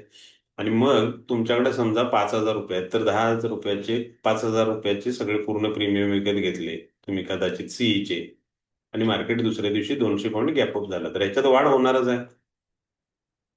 मग हे लॉटरी सारखं ट्रीट होत, पण वाढ किती होणार आहे? त्याचा जो डेल्टा व्हॅल्यू तिथला असेल ते 10चे 20 होतील, 20चे 30 होतील. 10चा 100 होत नाही, किंवा 10चा 200 कधी नाही झालेला. लक्षात घ्या. प्रीमियम चांगले वाढतात, कुठलीही रिस्क जर घ्यायची आणि ती जर कॅल्क्युलेटेड माइंडसेटने तुम्ही आयटीएम मध्ये घेतली असती, तर इन द मनी मध्ये समजा 150-200 रुपयाचा प्रीमियम असेल तर तो 600 होऊ शकतो. का तर ऑलरेडी त्याचा ग्रोथ रेट जास्त आहे. आणि हे न कळल्यामुळं ओटीएम मध्येच हे बाईंगचे प्रकार जास्त होतात, जे सगळ्यात मोठं नुकसानीचं कारण आहे. दुसरी गोष्ट सांग, म्हणजे तो विषय आला की प्रीमियमचं सिलेक्शन व्यवस्थित नसणं. तुम्ही बायर म्हणून काम करा किंवा सेलर, दोन्हीकडे ही गोष्ट फार इम्पॉर्टंट राहते की तुम्ही प्रीमियम कोणता घेता. बायर असाल तर इन द मनी पाहिजे, सेलर असाल तर तुम्हाला आउट द मनी मध्ये मिळू शकतो. हा जो डाटा आपण वाचला तो सेलर्स आहे, म्हणजे रायटर्स, आणि ते बऱ्यापैकी मॅक्झिमम जे मोठ्या अमाऊंटनी करतात ते हेजिंग करतात, म्हणजे दोन्ही बाजूला आहेत, ते कॉल बाजूला पण आहेत, पुट बाजूला. आणि मग हे डिरेक्शनल काम करत नाहीत, आणि ह्यांना डिरेक्शनल मार्केटही नको असतं. त्यांना मार्केट पाहिजे असतं संत एका ठिकाणी पडून राहिलेलं, जेणेकरून त्यांना दोन्हीकडे प्रॉफिट होईल. बायरला काय पाहिजे असतं, तर मार्केटमध्ये मूव्ह पाहिजे, वरती जाऊ दे किंवा खाली जाऊ दे. वर जात असेल तर मी कॉल बाय करेन, खाली जात असेल तर पुट बाय करेन. आणि निफ्टी ऑन अन ॲव्हरेज रोज 150-200 पॉईंट वाढतोच वाढतो, कमी होतोच होतो. म्हणजे वर खाली या गोष्टी चालू होतात. फार कमी दिवस असतात का आजच्या सारखे जिथं मार्केट हँग राहतं. आजही 100 पॉईंटच्या रेंजमध्ये, 200 आणि 300च्या रेंजमध्ये, 80-85 पॉईंट मध्येच मार्केट हँग झालं, असे काही दिवस असतात. आणि हेच दिवस मार्केटला मग मोठ्या मूव्ह मध्ये नेतात. तर त्याबद्दल आपण थोडंसं टेक्निकल बोलणार आहोतच. तर मूळ मला सांगायची गोष्ट अशी आहे की फक्त ऑप्शन सेलर मार्केट चालवत नाहीत. तर तो एक पार्ट झाला या मार्केटमधल्या जे काही इन्व्हॉल्वमेंट आहे त्यामधला, ते म्हणजे ट्रेडर म्हणूनच त्यांची इन्व्हॉल्वमेंट आहे.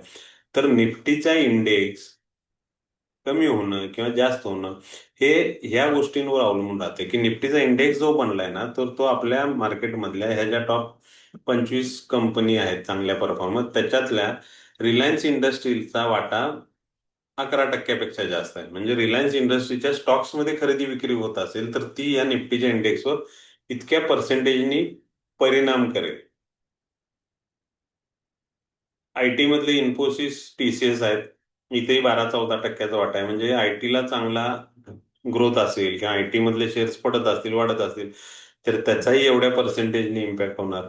बँक आहेत 4-5, एचडीएफसी, आयसीआयसीआय, ऍक्सिस, ह्यांचाही वाटा 12-15%चा आहे. बँकांच्या शेअर्समध्ये खरेदी होत असेल, विक्री होत असेल, तर त्याचाही इम्पॅक्ट इंडेक्सवर होत राहतो. रिलायन्स सारखीच इंडस्ट्री एल अँड टी आहे. म्हणजेच निफ्टीमध्ये हे व्हरायटी सेक्टर मधले वेगवेगळे ऍसेट आहेत, ज्याची खरेदी विक्री ह्या इंडेक्सला चालवते, ना की ते ऑप्शनचे सेलर चालवतात मार्केटला. तर तो एक पार्ट आहे रिॲक्ट होणारा ह्या मुवमेंटला.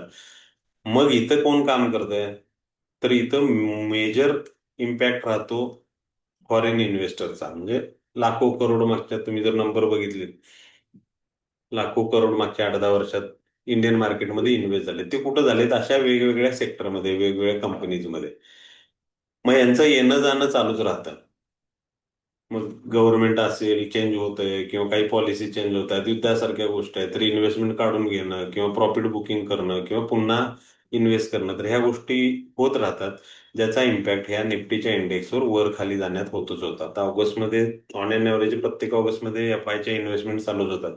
आताही तुम्हाला तेच दिसेल. आता मार्केट थोडं बऱ्यापैकी व्हॅल्यूला त्यांना मिळालंय 24,000च्या आसपास. आता खरेदी चालली, ज्याचा इम्पॅक्ट तुम्हाला मार्केटवर दिसतोय की हळूहळू बुलिश राहील ते 24,500. कदाचित त्यानंतरही तसं कंटिन्यू होतं का बघूया आपण. दुसरं महत्वाचं इन्व्हेस्टर आहे ते म्हणजे आपले डोमेस्टिक, DII म्हटलं जातं. त्यामध्ये म्युच्युअल फंडचा मोठा वाटा आहे. हे रेग्युलर इन्व्हेस्ट करतातच, मंथली करतातच, SIP सारख्या अब्जावधी रुपयाचे इन्व्हेस्टमेंट मार्केटमध्ये येत राहतात. इन्शुरन्सचा लाखो करोड रुपयाचा पैसा या मार्केटमध्येच येतो, याच अशाच सेक्टरमध्ये. इंडिव्हिज्युअल, त्यानंतर मग इंडिव्हिज्युअल ट्रेडर आहेत, इन्व्हेस्टर आहेत, आणि मग ऑप्शनचे सेलर, आणि मग ऑप्शनचे बाय. मग हे असं या सगळ्यांचं एकत्रित मिळून जी काही दिशा असेल ती इम्पॅक्ट करत राहते या इंडेक्सवर. बँकेतही तसंच आहे, फक्त बँकच आहेत सगळ्या. HDFC ICICI कडेच 50%चा वाटा आहे.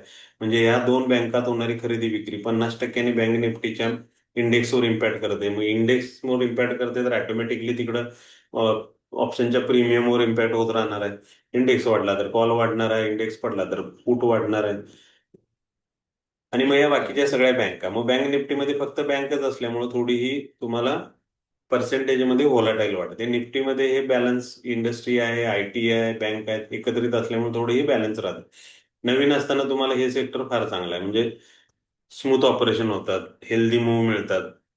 बँक निफ्टी थोडी व्होलाटाईल वाटते. तुमचा रिएक्शन टाइम कमी झाला म्हणजे काम करणं तुम्हाला पटापट यायला लागले, जे सहज शक्य आहे आता. तुम्ही सगळे ऑर्डर्स ऑपरेट करता तुमच्या फोनमधून, एकदम 5G मुळे ऍडव्हान्स ऍप आहेत तुमच्या, विदिन सेकंद तुम्हाला रिएक्ट होता येतं. चार्टिंग चांगलं, अभ्यासाची जे गोष्टी आहेत ज्यामध्ये अनालिसिस एक पार्ट आहे टेक्निकल, तर ते सगळं तुमच्या हातापर्यंत आलंय. त्यामुळं तुम्हाला हेही करणं काही अवघड नाही. शिवाय सेन्सेक्स मध्येही काम करणारी लोक आहेत. थोडा त्याचा प्रीमियम स्वस्त असतो या त्या गोष्टीमुळे.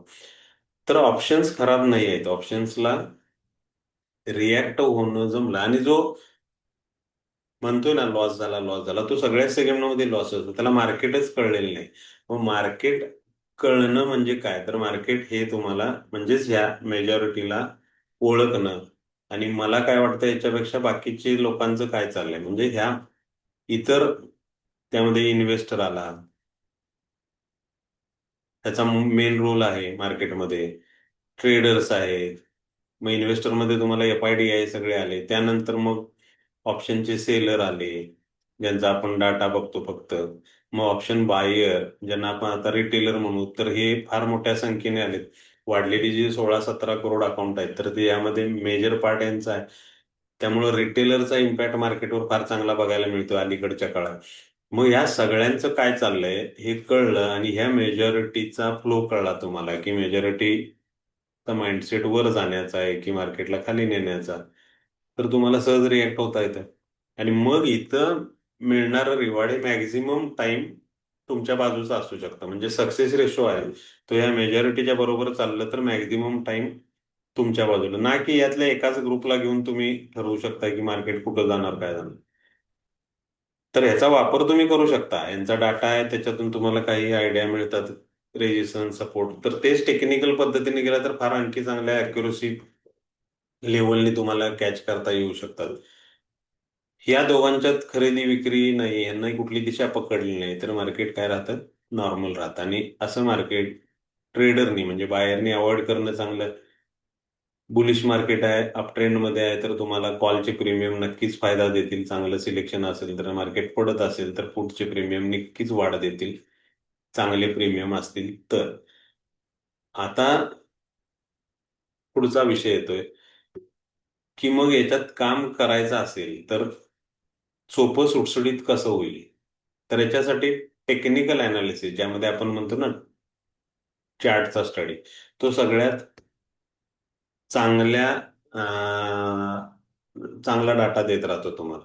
कारण असं की प्राइसची मुवमेंट आपण इथं बघतो चार्टवर, आणि प्राइसची मुवमेंट म्हणजे प्राइसची ऍक्शन ही या आता आपण बोललो त्या मेजॉरिटीमुळेच होते. त्यांच्या इन आउट एफ आय बाहेर पडायला तर प्राइस बाहेर खाली जाईल, रिट्रेसमेंट येतील, एफ आय इन व्हायला तर वाढत राहतील.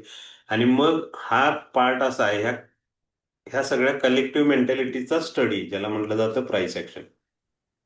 मग प्राइस वाढते म्हणजे नक्कीच बाहेरचा इम्पॅक्ट आहे. म्हणजे सेलर नाहीत असं नाही आहे, सेलर आहेत पण ते ताकदीने कमी आहेत.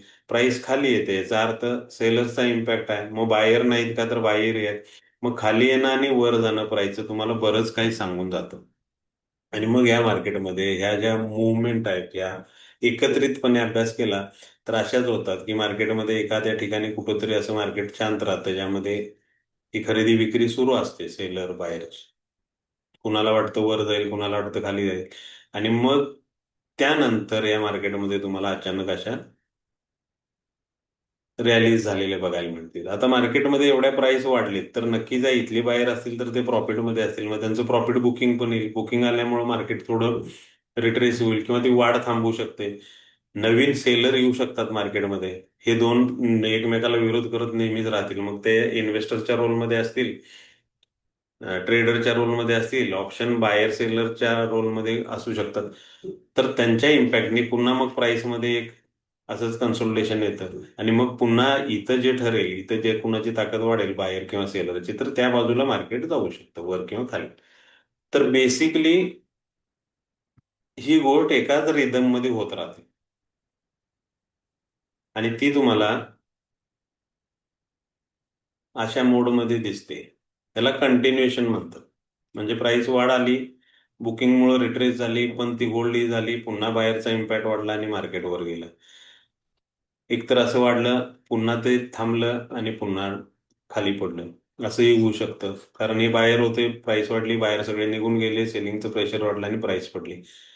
खाली पडताना अशाच गोष्टीत होईल की अचानक मार्केट पडलं, खरेदी सुरू झाली, जी परवा झाली आपली 24,050च्या आसपास आणि पुन्हा मार्केट वाढलं. हे होऊ शकतं. किंवा मार्केट पडलं आणि ते कुठंतरी कन्सोलिडेट झालं आणि विक्री वाढली आणि पुन्हा तसंच पडत राहील. तर ह्या चारच बेसिक ऍक्शन आहेत. आणि मग या चार पद्धतीतच मार्केट चालत असेल समजा, आणि हे इतकं सोपं आहे, तुम्हालाही डोळ्यानं दिसू शकतं. मी दाखवतो तुम्हाला चार्टवर. जर मार्केट वर गेले तर ते कुठंतरी थांबणार आहे, कारण ज्यांनी खरेदी केली होती, त्यांनी प्रॉफिट बुक केला असेल तर त्या मार्केटचा स्पीड कमी होईल. पुन्हा येतील खरेदीदार, येतील विक्री करणारे येतील आणि पुन्हा मार्केटची दिशा ठरेल वर जायचे की खाली जायचं. हे एवढं सोपं असूनही आपण जर ह्याच मुवमेंटमध्ये काम केलं, ज्याला आपण म्हणतो मार्केटचा मोमेंटम, हा मोमेंटम पकडला तर ऑप्शन सारखा प्रॉफिट कोणी देत नाही, कुठल्याही सेगमेंटमध्ये मिळत नाही तुम्हाला. म्हणजे इथं जर कॉल बाय असेल आपला, इथं कॉल बाय असेल तर 100% रिझल्ट मिळतात. आता हे जे सेगमेंट आहे ना इथं, हे फ्युचरमध्ये काम केलं तरी तुम्हाला पॅनिक करणार, लॉस देतं. ज्यावेळी मार्केट साईडवेज होतं, कन्सोलिडेट होतं किंवा रेंज बाउंड होतं, तर तिथं तिथं सगळ्याच प्लेअरना लॉस आहे. मग इथं वेट वॉच करून तुम्ही अशा ठिकाणीच रिॲक्ट होणं, म्हणजेच तुम्ही मोमेंटमवर काम करायला शिकलात की ऑप्शन्स तुम्हाला दी बेस्ट रिझल्ट देतात. आणि ह्या गोष्टी सहज शक्य आहेत चार्टवर. तुमचा इंटरेस्ट असेल तर बघायचं काय थोडं चार्टवर. हे समजतंय का मी काय बोलतोय ते थोडं? हो, समजतंय. ठीक. तर तुमच्याही शंकांना बोलू आपण. तर चॅटचा स्टडी म्हणजे काय, मी तुम्हाला बेसिक काही गोष्टी दाखवतो बघा, तुम्हाला पटतात काय. हे डेल्टा थिटा कुणाला बघायचं आहे काय, कसे असतात प्रीमियम, कसे चालतात बघायचं असेल तर तुम्हाला मी एक ऑप्शन चेन दाखवतो सहज. आता आपला तो विषय झालाय म्हणून. तर ही एकच गोष्ट ऑप्शनसाठी थोडीशी डेलिकेट वाटते सुरुवातीच्या काळात. तर हे काही नाही, हे गणित आहे, एवढं समजून घ्यायचंय. बघा 24,250 ही ऑप्शन चेन मी एका माझ्या टर्मिनलवर उघडली. तर इथं तुम्हाला कॉल आहेत, कॉलचे प्रीमियम दिसतात, डेल्टा थिटा गॅमा वेगा हे सगळं जे बघितलं ते. आपल्याला महत्वाचा आहे बायर म्हणून डेल्टा. तर 24,250चा डेल्टा आहे बघा. मी तुम्हाला 50% सांगितलं तर हा 56% आहे. म्हणजे इंडेक्समध्ये जेवढी वाढ होईल तर त्याच्या 50-56% यामध्ये ग्रोथ दिसेल. जसं मी हळूहळू प्रीमियम वरचा घेतला, म्हणजे इन द मनी मधला माझा जर 24,000चा जर कॉल असेल तर मला 92% डेल्टा मिळतो. 23,950चा आहे तो 95%. म्हणजे मला फार महाग घ्यायची गरज नाही. तर 150-200च्या रेंजमध्ये मला जर प्रीमियम सिलेक्ट करता आलं तर फार चांगला ग्रोथ मिळवता येतो. आणि कम्पॅरेटिव्ह फ्युचरच्या कितीतरी पटीने जास्त, म्हणजे बजेटच्या नुसार आपण मोजायचं असेल तर 5 पट घेता येतो. थिटा इथं कमी झालेला दिसतोय बघा. डेल्टा वाढला की त्याचा डीके कमी झाला. आता तुम्ही खाली आलात तर इकडं तुम्हाला आता हे क्लोजिंगचे आहेत, इथं तुम्हाला डेल्टा कमी कमी कमी ओटीएम मध्ये झालेला दिसेल. समजा मी असा प्रीमियम घेतलाय 24,600चा, ज्याचा डेल्टा 4%चा आहे. मग निफ्टी 100 पॉईंट वाढल्यानंतर इथं 8-10 पॉईंट तुम्हाला वाढलेले दिसतील. मग ते कसे तुम्हाला प्रॉफिटमध्ये कन्वर्ट करणार? पुढच्या बाबतीत हे बघा, इकडे सगळा डेल्टा कमी होत गेलेला आहे. आणि जसं तुम्ही इन द मनीमध्ये जाल तसं तुम्हाला डेल्टा व्हॅल्यू वाढलेली दिसेल.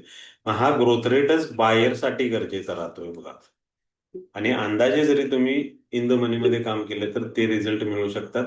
पीसीआर रेशो वगैरे हे बघा, हे तुम्हाला इथं कुठल्याही बरेचसे ऍप आहेत, लाईव्ह मिळतात, परफॉर्मन्स मिळतो. म्हणजे ही ऑप्शन चेन जी मी तुम्हाला सांगतोय त्याप्रमाणे तुम्ही जर वाचायला शिकलात तर किमान प्रीमियम तरी आपलं सिलेक्शन चांगलं होऊ शकतं. जिथं जर मार्केट चांगलं वाचता येत असेल तर रिवॉर्डही मिळू शकतं चांगलं. आता हे मार्केटचा चार्ट आहे मागच्या 30 दिवसाचा. आता ही प्राइसची मुवमेंट आहे ती आपल्याला, ही आता बऱ्यापैकी सगळ्यांना माहिती आहे तरी सांगतो. आपल्याला प्रेझेंट अशी होती, ह्या लाईन मध्ये होतं. टाइम तुम्हाला सिलेक्ट करता येतो, किती मिनिटाचा दर पाहिजे, 10 मिनिटाचा, 15 मिनिटाचा, 30 मिनिटाचा, 60 मिनिटाचा, 5 मिनिटाचा. त्या प्रमाणात तो शेवटचा दर तुमच्या समोर ड्रॉ केला जाईल आणि त्याप्रमाणे हे प्रेझेंटेशन होतं. मग हा लाईन चार्ट झाला. हा सिम्पली जॅपनीजचे इन्व्हेन्शन फार आहेत या टेक्निकल अनालिसिसच्या पार्टमध्ये, कारण मार्केट सुरुवातच त्यांच्यापासून झाले. 1822 पहिले एक्सचेंज त्यांनी सुरू केलं होतं, ओसाका राईस एक्सचेंज. आणि मग हे कॅन्डल्स आहे ते त्यांचीच गोष्ट आहे, ते मेणबत्ती सारखे दिसतात म्हणून याच्यात दराची मुवमेंट त्या प्राइसची झालेली त्या त्या पर्टिक्युलर टाइम मधली मुवमेंट प्रेझेंट होते. आणि ह्यातूनही बऱ्याचशा अभ्यासाच्या गोष्टी आहेत. कॅन्डल कशी झाली, काय झाले, त्याच्या शेंड्या कशा होतात, म्हणजे त्याच्या वीक, त्याच्याही सायकोलॉजीचा स्टडी होतो प्राइस ऍक्शन मध्ये. मग याच्या ग्रुपचा स्टडी होतो. मग तर त्या एक कॅन्डलचा झाला, ग्रीन आहे म्हणजे बाहेर आहे, तर हे बघा इथं बाहेर आले म्हणून वर गेलं, तर इथं सेलर आले, इथं बाहेर आले. मग एकत्रित ह्या ग्रुपचा अभ्यास, तसं 2 कॅन्डलचा, 10 कॅन्डलचा, तसाच मग पुढे जाऊन ह्या एकंदरीत झालेल्या मूव्हचा अभ्यास, असं ते वाढत वाढत म्हणजे चार्ट पॅटर्नचा स्टडी. मग त्याच्यामध्ये आता एसएमसी आलं, ऑर्डर ब्लॉक आले, स्मार्ट मनी कन्सेप्ट मध्ये आपल्याला ह्या गोष्टी ओळखता येतात की इथं बाहेर आहेत, इथं सेलर आहेत. आणि मग ह्याच्यात काम करणं आता फार सोपं झालंय. आता थोडक्यात मी जो विषय तुम्हाला मी सांगितला तर तो सांगण्यापाठीमागचं कारण असं होतं की ह्या ज्या मूव्ह आहेत त्या एका टाईप मध्येच होतात. आणि फॉर्मॅट गेली कित्येक वर्ष तसंच आहे. हे बघा, इथे एक ड्रॉप आला, मार्केट बेस राहिला, इथं तुम्हाला रॅलीमध्ये, इथेही तुम्हाला मार्केट कन्सोलिडेट झालेलं दिसते, इथेही तुम्हाला कन्सोलिडेशन दिसते, इथेही दिसते. आता ह्या 4 दिवसातच इतक्या वेळा झाले. हे दिसतंय ना?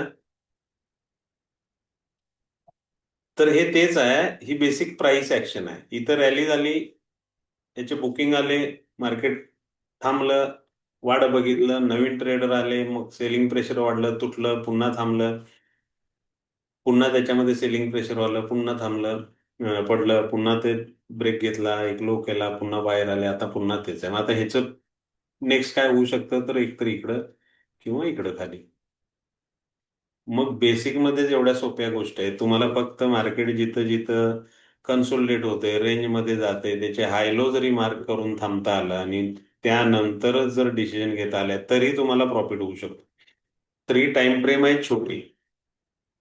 ही टाइम फ्रेम आहे छोटी.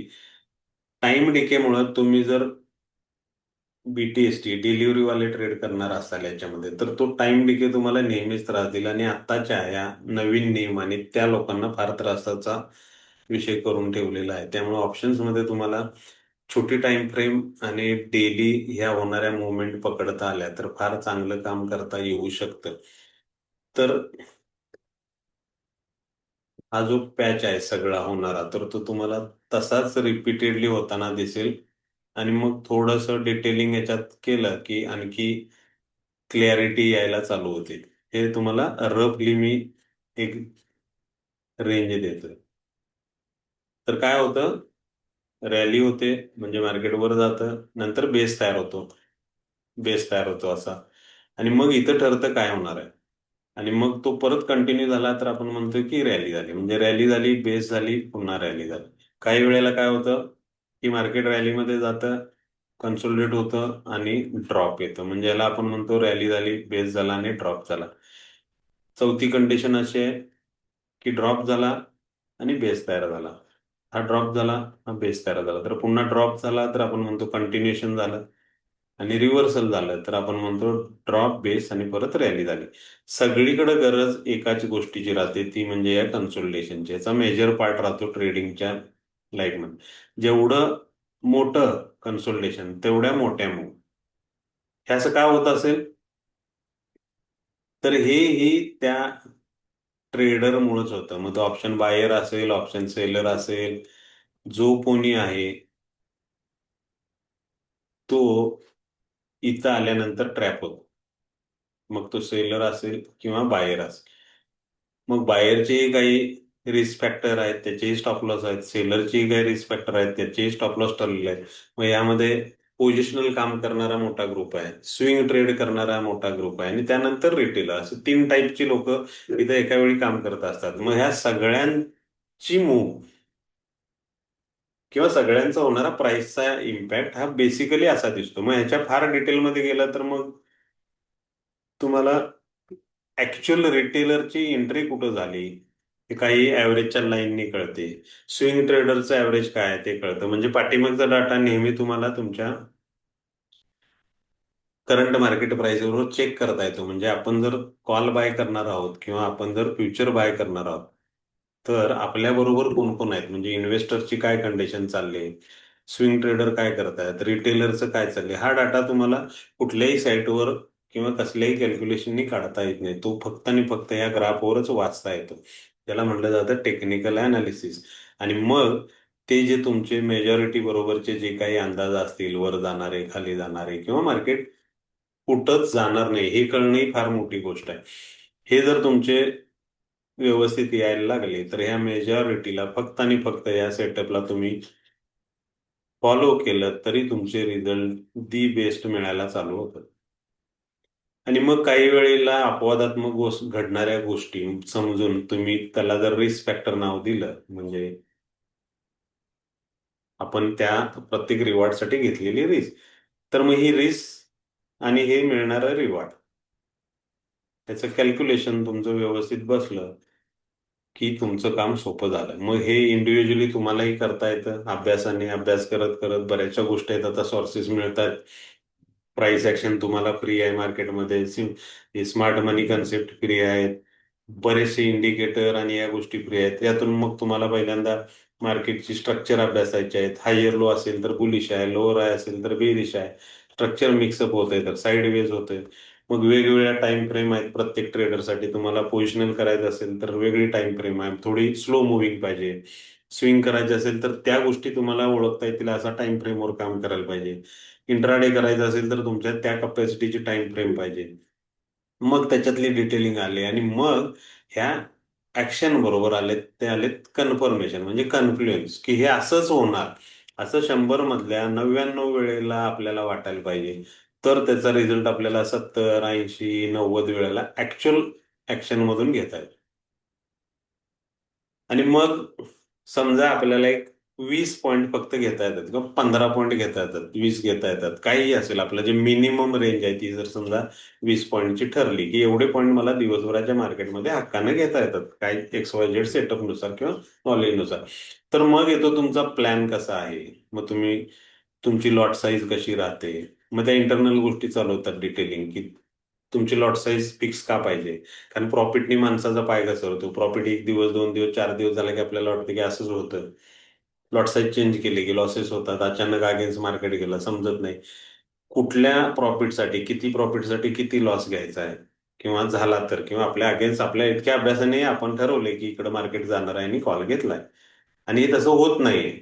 काही गोष्टी आपल्याला आपल्या अप्रोच घडल्या, काही न्यूज असतील, काय असतील आणि होत नाही.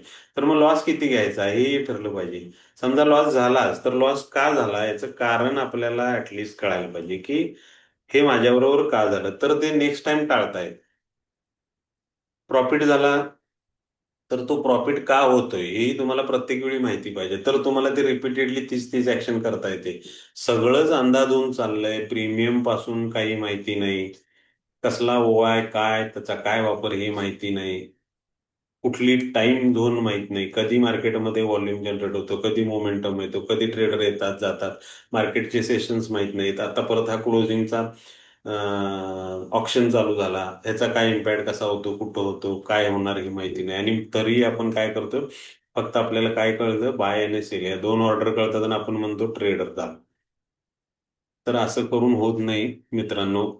स्टेप बाय स्टेप अभ्यास करा आणि सगळं अवेलेबल आहे तुमच्या समोर. सगळं ऑनलाईन, सगळे स्टडीज, सगळ्या गोष्टी अवेलेबल आहेत.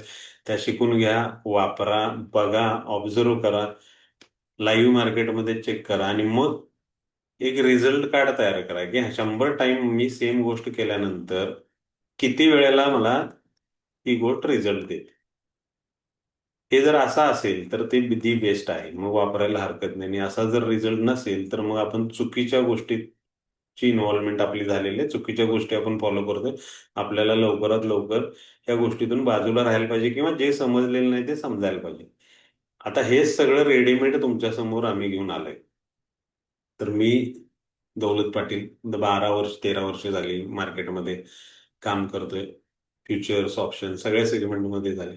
9 वर्ष झाली मी इथे इन्स्टिट्यूट रन करतोय कोल्हापूरमध्ये. जवळपास ऑनलाईनचेच आमचे 3,500-4,000 प्लस स्टुडंट झाले. 2022 ऑगस्ट पासून आमची ऑनलाईनची सुरुवात झाली. महिन्यातून 3-4 वर्कशॉप असायचे. आता त्याची इंटेन्सिटी कमी झाली आहे, एक दोन असं. आता या महिन्यात आता हा एकच राहायचोय, मागच्या सुरुवातीचा पकडला तर. तर इथं आम्ही तुम्हाला काय देतोय, तर ह्या सगळ्या अभ्यासातून प्रोवन स्ट्रॅटजी देतो, ज्यामध्ये तुम्हाला काही नाही करायचं. तुम्हाला फक्त स्टेप बाय स्टेप गोष्टी समजून घ्यायच्या आहेत आणि त्याच्यावर फक्त अंमल करायचा आहे, म्हणजे ते फक्त अप्लाय करायचं आहे. स्ट्रॅटेजीमध्ये काय आहे, तर ऑप्शन बाईंग, फ्युचरमध्येही काम करू शकता, ऑप्शनमध्येही काम. ऑप्शन्स का, तर ऑप्शन्स कमी पैशात सुरू करता येतं, हा एक प्लस पॉईंट झाला. कसलाही धोका ऑप्शन बद्दल वाटत असेल, जर आमच्या स्ट्रॅटेजीनुसार तुम्ही काम केलं तर ते तुमच्या डोक्यातही येणार नाही, टाइम डिके किंवा ह्या ज्या पण. आणि मुळात गॅमलिंग आपण नाही करत. आपण काय करतो, आम्ही काम करतो ते डिरेक्शनल मोमेंटमवर. हा ओळखायचं कसा, कुठल्या डिरेक्शनचा मोमेंटम म्हणजे स्पीड. डिरेक्शनल मोमेंटमवर काम करतो आम्ही, ज्यामध्ये प्राइस ऍक्शनचा फार मोठा पार्ट आहे. म्हणजे जी मेंटॅलिटी आहे टोटल आपल्या शिवायच्या लोकांची. आणि त्यामुळे रिझल्ट आपले अतिशय छान आहेत, अतिशय छान. म्हणजे तुम्ही ते व्हिडिओ बघितले तर आपल्यासारखीच मेंबर आहे. 20-30 हजारातून मागच्या 2 वर्षात कित्येक लाखात प्रॉफिट नेलेले शेकडो मेंबर आहेत माझ्या. आणि ही कन्सिस्टन्सी इतकी हायेस्ट आहे एकेकांची. आता त्यातला अगलमे म्हणून आहे, तळेगाव दाभाडेचा, ट्रान्सपोर्टचा बिझनेस आहे. म्हणजे छोटा हत्तीसारखी एक गाडी आहे, ते मुंबई आणि पुन्हा असं फोनवरून काम करतोय. शिकून घ्यायला त्याला 5-7 महिने गेले, त्याचा कसलाही संपर्क नव्हता या मार्केटचा. आणि गेल्या वर्षभरात त्याचं लॉसचं पर्सेंटेज 2-3% पण कमी आहे. त्याची पण इंटरव्ह्यू आहे. एम के पाटलांची एक इंटरव्ह्यू आहे लेटेस्ट अलीकडची, या मागच्या महिन्यातली. फार्मासिस्ट आहे, आमच्या इथून एक 50 किलोमीटर गाव आहे. 45 लाख प्लस केलेत त्यांनी आणि स्टार्ट होतात 30 हजारातून. यवतमाळचा प्रवीण शतपालकर आहे, असा स्टार्ट होता 1,86,00,000 प्लस आहे. विनोद साळुंखे आहेत तुमचे पुण्याचे, ते 2-2.5 कोटी प्लस आहेत. हे हायेस्ट झाले. 3-4-5-10 लाखाकडे गेलेली शेकडो मेंबर आहेत. तर हे कुणाला शक्य होतं, तर आपण नियम शिकलो की इथं मला कॉल बाय करायचा आहे आणि इथं पुट करायचं आहे, तर ते तसंच तसंच रिॲक्ट व्हायला पाहिजे. एक सगळ्यात महत्वाची गोष्ट, हा टेक्निकल अनालिसिसचा पार्ट आहे. तुम्हाला प्रॉपर ट्रेडच्या इन आणि आउट कळतात, स्टॉप लॉस कळतो, की जो लावायची गरज लागत नाही आपल्याकडे. सगळ्यात महत्वाची बाब आहे, कमी पैशात सुरुवात करता येते 20-25 हजारात, आणि कंपाऊंडिंगचा प्लॅन मिळतो तुम्हाला, ज्यामध्ये मिनिमम जरी आपल्याला घेणं शक्य राहिलं तर ते मॅक्झिमम टाइम घेऊन तुमची ही अमाऊंट प्रत्येक 20 ट्रेड पाठीमागं दुप्पट होत जाते. आणि अशा रेटनी तुम्हाला फार चांगला ग्रोथ रेट मिळवता येतो तुमच्या अकाउंटसाठी, म्हणजे पैसे कमवण्यासाठी. ऑप्शन्समध्ये डेलिकेट पार्ट फक्त एकच आहे, तो म्हणजे प्रीमियम सिलेक्शन. आणि वेळ, कुठल्या सेशनमध्ये तुम्ही काम करताय, किती वाजता करताय. तुम्ही जनरल जरी बघितले तर सकाळचा सेशन तुम्हाला चांगला मुवमेंटवाला दिसेल, खाली वर कुठेही असेल. दुपारी साधारण 11:30-12 ते 1:30 मार्केट डल होतं थोडं, आणि 1:30 नंतर युरोप जसं सुरू होतं तसं एफ-आयच्या ऍक्शनमुळे कदाचित तुम्हाला एक कंटिन्युटीची नाही तर रिव्हर्सल मुवमेंट मिळते. मग दिवसभर 6-6.25 तास बसून 30-40 ट्रेड करून प्रॉफिट होत नाही, लक्षात घ्या. तुमचे ट्रेड एक, नंतर दोन, जास्तीत जास्त तिसरा, या रेंजमध्ये असाल तर तुम्ही काही ना काहीतरी डिसिप्लिन इनडायरेक्टली पाळताय, लक्षात घ्या. मी जसं तुम्हाला थोड्या वेळापूर्वी सांगितलं ना, तर इथं लॉस का झाला माहिती पाहिजे आणि प्रॉफिट का झाला माहिती पाहिजे. या दोन गोष्टीची उत्तरं तुम्हाला जर कळत नसतील तर तुम्ही ट्रेडर म्हणून टिकू पण शकत नाही आणि बनवू पण शकत नाही. त्या दोन्हीची लॉजिकल आन्सर तुम्हालाच कळायला पाहिजे की मी काय चुकलो किंवा काय चूक चूक केली, लॉस का झाला, आणि तो ऍक्सेप्ट करायचा आहे की दुरुस्त करायचा आहे. त्या दोन्ही गोष्टी. प्रॉफिट झाला तर तो अचानक झाला, मी चुकून ट्रेड घ्यायला आणि त्या बाजूला मार्केट गेलं म्हणून झाला, तर तो रिपीटेडली करता येत नाही. लॉटरी सारखं होतं, पुन्हा ते पैसे जातात. लाखो रुपये कमवलेले लोक परत झिरो झाले तिथे. ह्याचं कारण हे आहे की याचं कारण माहीत नसतं. हे सगळ्या गोष्टी तुम्हालाही वैयक्तिक करता येतात स्वतःच्या अनुभवातून, हळूहळू स्टेप बाय स्टेप. मग प्रत्येकाला ते शक्य होईल न होईल, तर तुमच्यासाठी आपला एक वर्कशॉप राहतो. शनिवार म्हणजे उद्या, परवा आणि सोमवारी संध्याकाळी 7 ते 10-10:30 पर्यंत. बेसिक्स पासून सुरू होतं. प्रीमियम कशा सिलेक्ट करायचे तिथून, नंतर मग जे काही इंडिकेटर बेस असेल तर ते प्राइस ऍक्शन त्याच्यामध्ये आले, एसएमसी आले, ऑर्डर ब्लॉक आले, रिव्हर्सल कसे जनरेट होतात, कन्सोलिडेशन कसे ओळखायचे आहेत, लवकर कसं ओळखायचं आहे, रेंज कशी ओळखायची आहे, सपोर्ट रेजिस्टन्स सगळं त्यात, डिमांड सप्लाय, व्हॅल्यू गॅप, आणि त्याचा वापर कसा करायचा, ह्या सगळ्या गोष्टी तुम्ही शिकणार आहात. सगळं शिकल्यानंतर मग तुमच्याकडे एक नियमावली मिळते, स्ट्रॅटर्जी, की असं असेल तरच मी कॉल बाय करायचा, असं असेल तर पुट बाय करायचं, असं असेल तर काही नाही करायचं. या तीनच गोष्टीत तुमचं पुढचं सगळं सक्सेस दडलेलं आहे. किती वेळा करायचं आहे, कधी करायचं हे सगळं फायनल होतं. मार्केटमध्ये मोठी रॅली कधी होणार आहे, कधी नाही होणार आहे, कधी मार्केट एका रेंजमध्येच राहणार आहे. तर मी कालच संध्याकाळी मार्केटची ही रेंज 24,280 आणि 24,200 ही स्टुडंटना आमच्या सकाळपासूनच माहिती होती. सकाळच्या पिरियडमध्ये थोड्याफार मुवमेंट झाल्यानंतर मार्केट डल झालं. कुणी काम केलं आणि ज्यांनी केलं असेल तर त्यांनी नक्कीच लॉस घेतले. मग ह्या गोष्टींचा वापर करण्यासाठी तुम्हाला व्हॉट्सअप ग्रुप मिळतात, जिथं तुम्हाला कंटिन्युअसली या सगळ्या क्लू दिल्या जातात, मार्केटबद्दलच्या लेवल्स मिळतात. लाईव्ह मार्केटचा सपोर्ट मिळतो थोडक्यात, आणि फार चांगलं.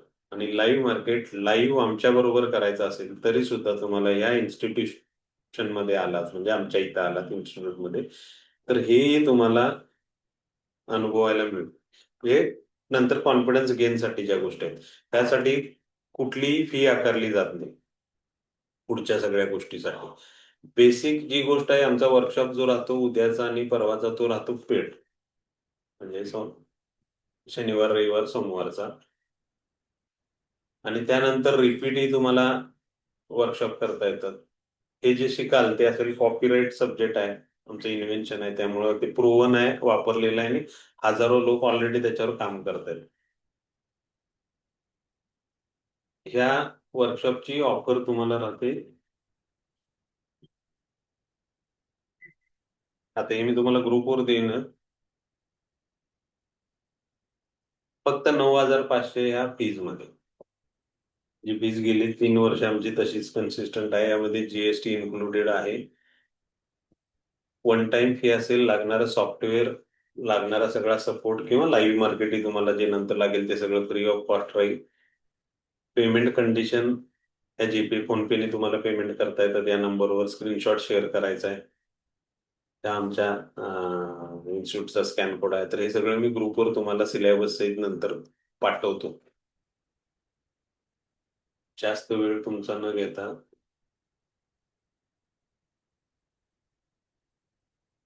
तुम्हाला अलाउ करतोय की तुमच्या डोक्यात काही शंका असतील तर विचारू शकतो.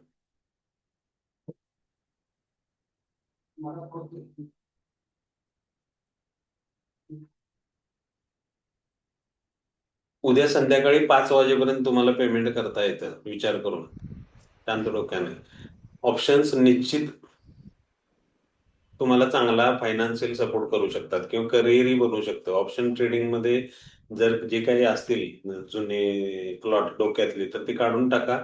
स्टेप बाय स्टेप समजून घ्यायची तयारी असेल आणि मुळात या सेटअपवर किंवा ट्रेडर म्हणून काम करण्यात तुमचा इंटरेस्ट असेल ना तर बिंदास द्या. तुम्हाला लागणारा टोटल सपोर्ट आमच्याकडून मिळेल. मग त्याच्यामध्ये फोन आहे, व्हॉट्सअप आहे आणि समक्ष आहे. तिन्ही गोष्टी तुमच्यासाठी अलाव राहतात. जी स्ट्रॅटर्जी मिळते त्याचाच विनिंग रेट हायेस्ट आहे, म्हणजे 90-95% जास्त सक्सेस रेशो आहे. बाकी तर तुमचे प्रश्न. नमस्कार सर. सर मी विनायक बोलतोय मुंबईवरून. माझा आवाज येतोय का तुम्हाला? हा, येतोय, बोला.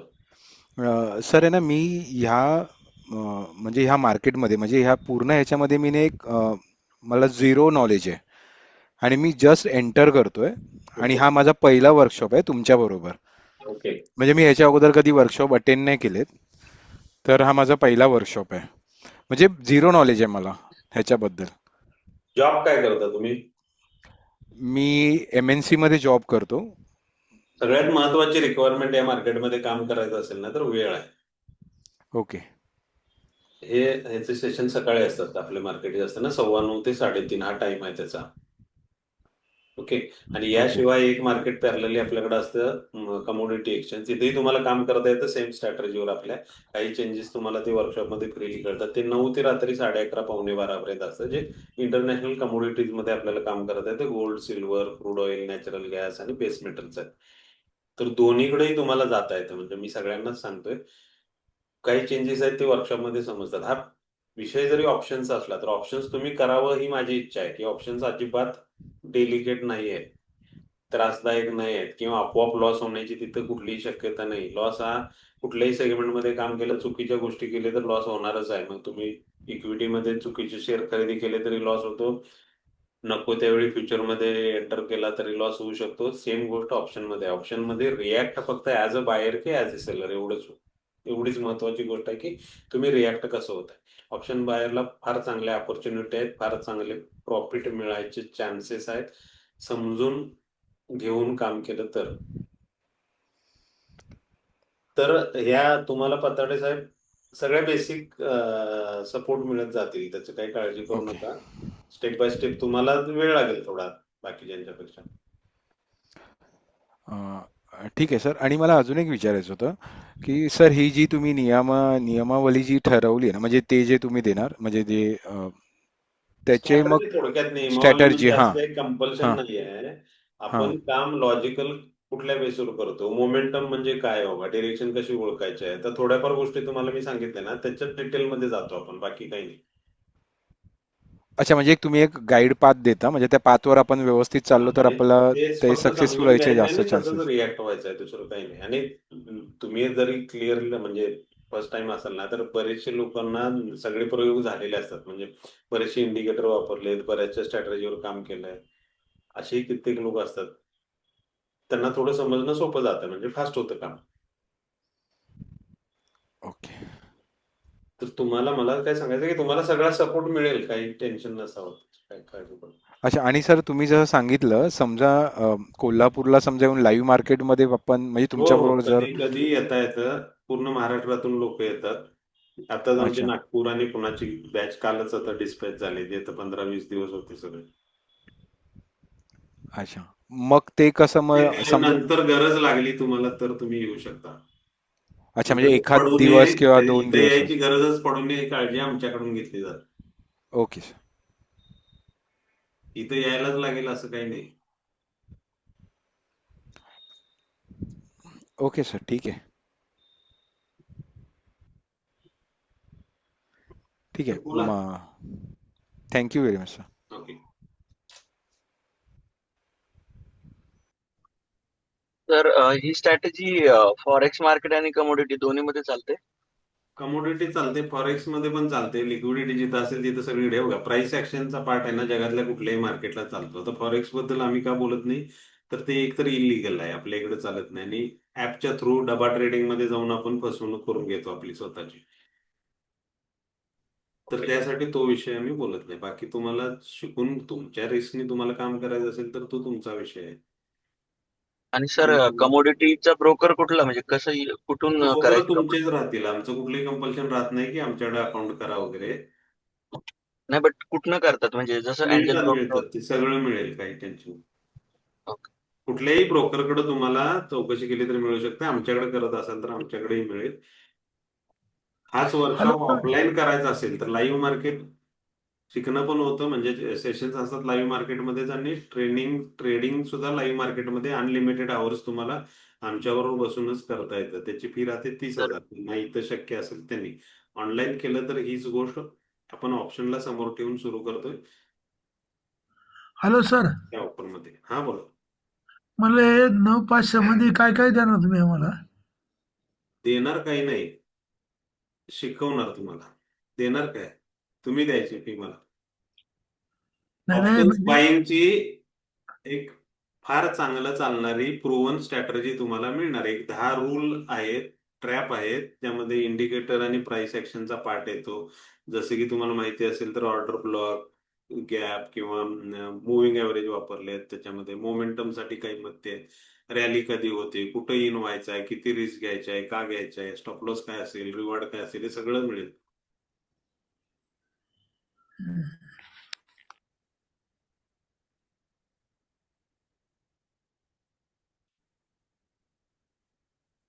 बोला काही शंका असतील तर, किंवा सर तुम्ही. म्हणजे ते सर जी गाईडलाईन किंवा रूल फॉलो केले तर आपली अॅक्युरसी बऱ्यापैकी वाटते अप टू अगदी अगदी 90%. अगदी अगदी अगदी गॅरंटेड. त्याची खात्री मी देतो तुम्हाला, काळजी करू नका. सर ते ऑफलाईनचं 30,000चं काय म्हटले तुम्ही? ऑफलाईन वर्कशॉप करायचं असेल तर म्हटलं मी. Okay okay. त्याच्यामध्ये लाईव्ह म्हणजे मार्केटच ट्रेनिंग होतं आणि लाईव्ह मार्केटच तुम्हाला प्रॅक्टिकल सुद्धा करता येतं अनलिमिटेड. म्हणजे महिना 2 महिने आमच्याबरोबर बसूनच तुम्ही ट्रेड करत करत शिकू शकता. पण ते ओके सर. इथं इन्स्टिट्यूट मध्ये होतं. हा वर्कशॉप आपला ऑनलाईन राहतो. 9,500 त्याची ऑफर फीज आहे. उद्यापासून ओके सुरू होईल, शनिवार रविवार सोमवार. उद्या 5 वाजेपर्यंत तुम्हाला एनरोल होता येतं. त्याच्यासाठीची डिटेल मी ग्रुपवर सगळे देईनच. Okay sir. सर आता ऑनलाईन क्लास करतोय, बट सपोज एक आठवड्यासाठी किंवा एक 4 दिवसासाठी ऑफलाईन जर यायचं असेल तर पॉसिबल आहे हो का? हो, त्याला कुठलेही चार्जेस नाही. येता येतं तुम्हाला कॉल करून आम्हाला सांगून ना, इथली सीटची अवेलेबिलिटी बघून तुम्हाला येता येतं कधी. ओके, मग त्याला 30,000 भरायची गरज नाही नाही नाही ऍटलिस्ट. नाही नाही.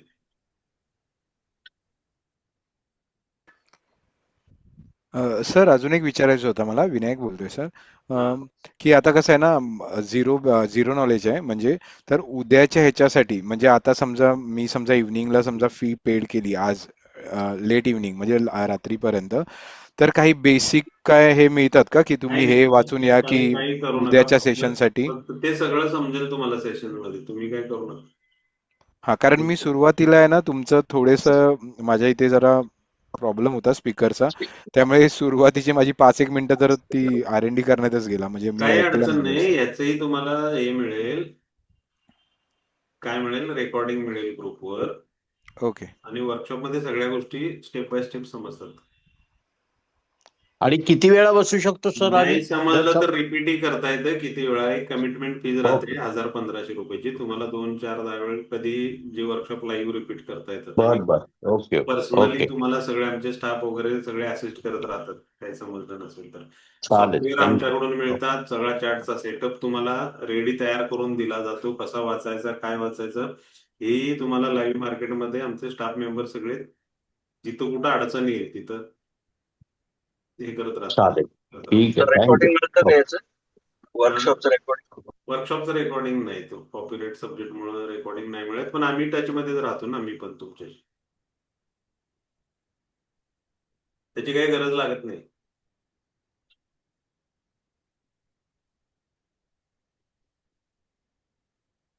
ओके, तर माझा नंबरही आहे तो 9860977077. काहीही विचारायचं असेल ना तर कधीही त्या नंबरवर तुम्ही कॉल करूनही विचारू शकता. आजच्या उपस्थितीबद्दल धन्यवाद आणि सगळ्यांचे आभार. Thank you. Good night. Okay, thank you sir.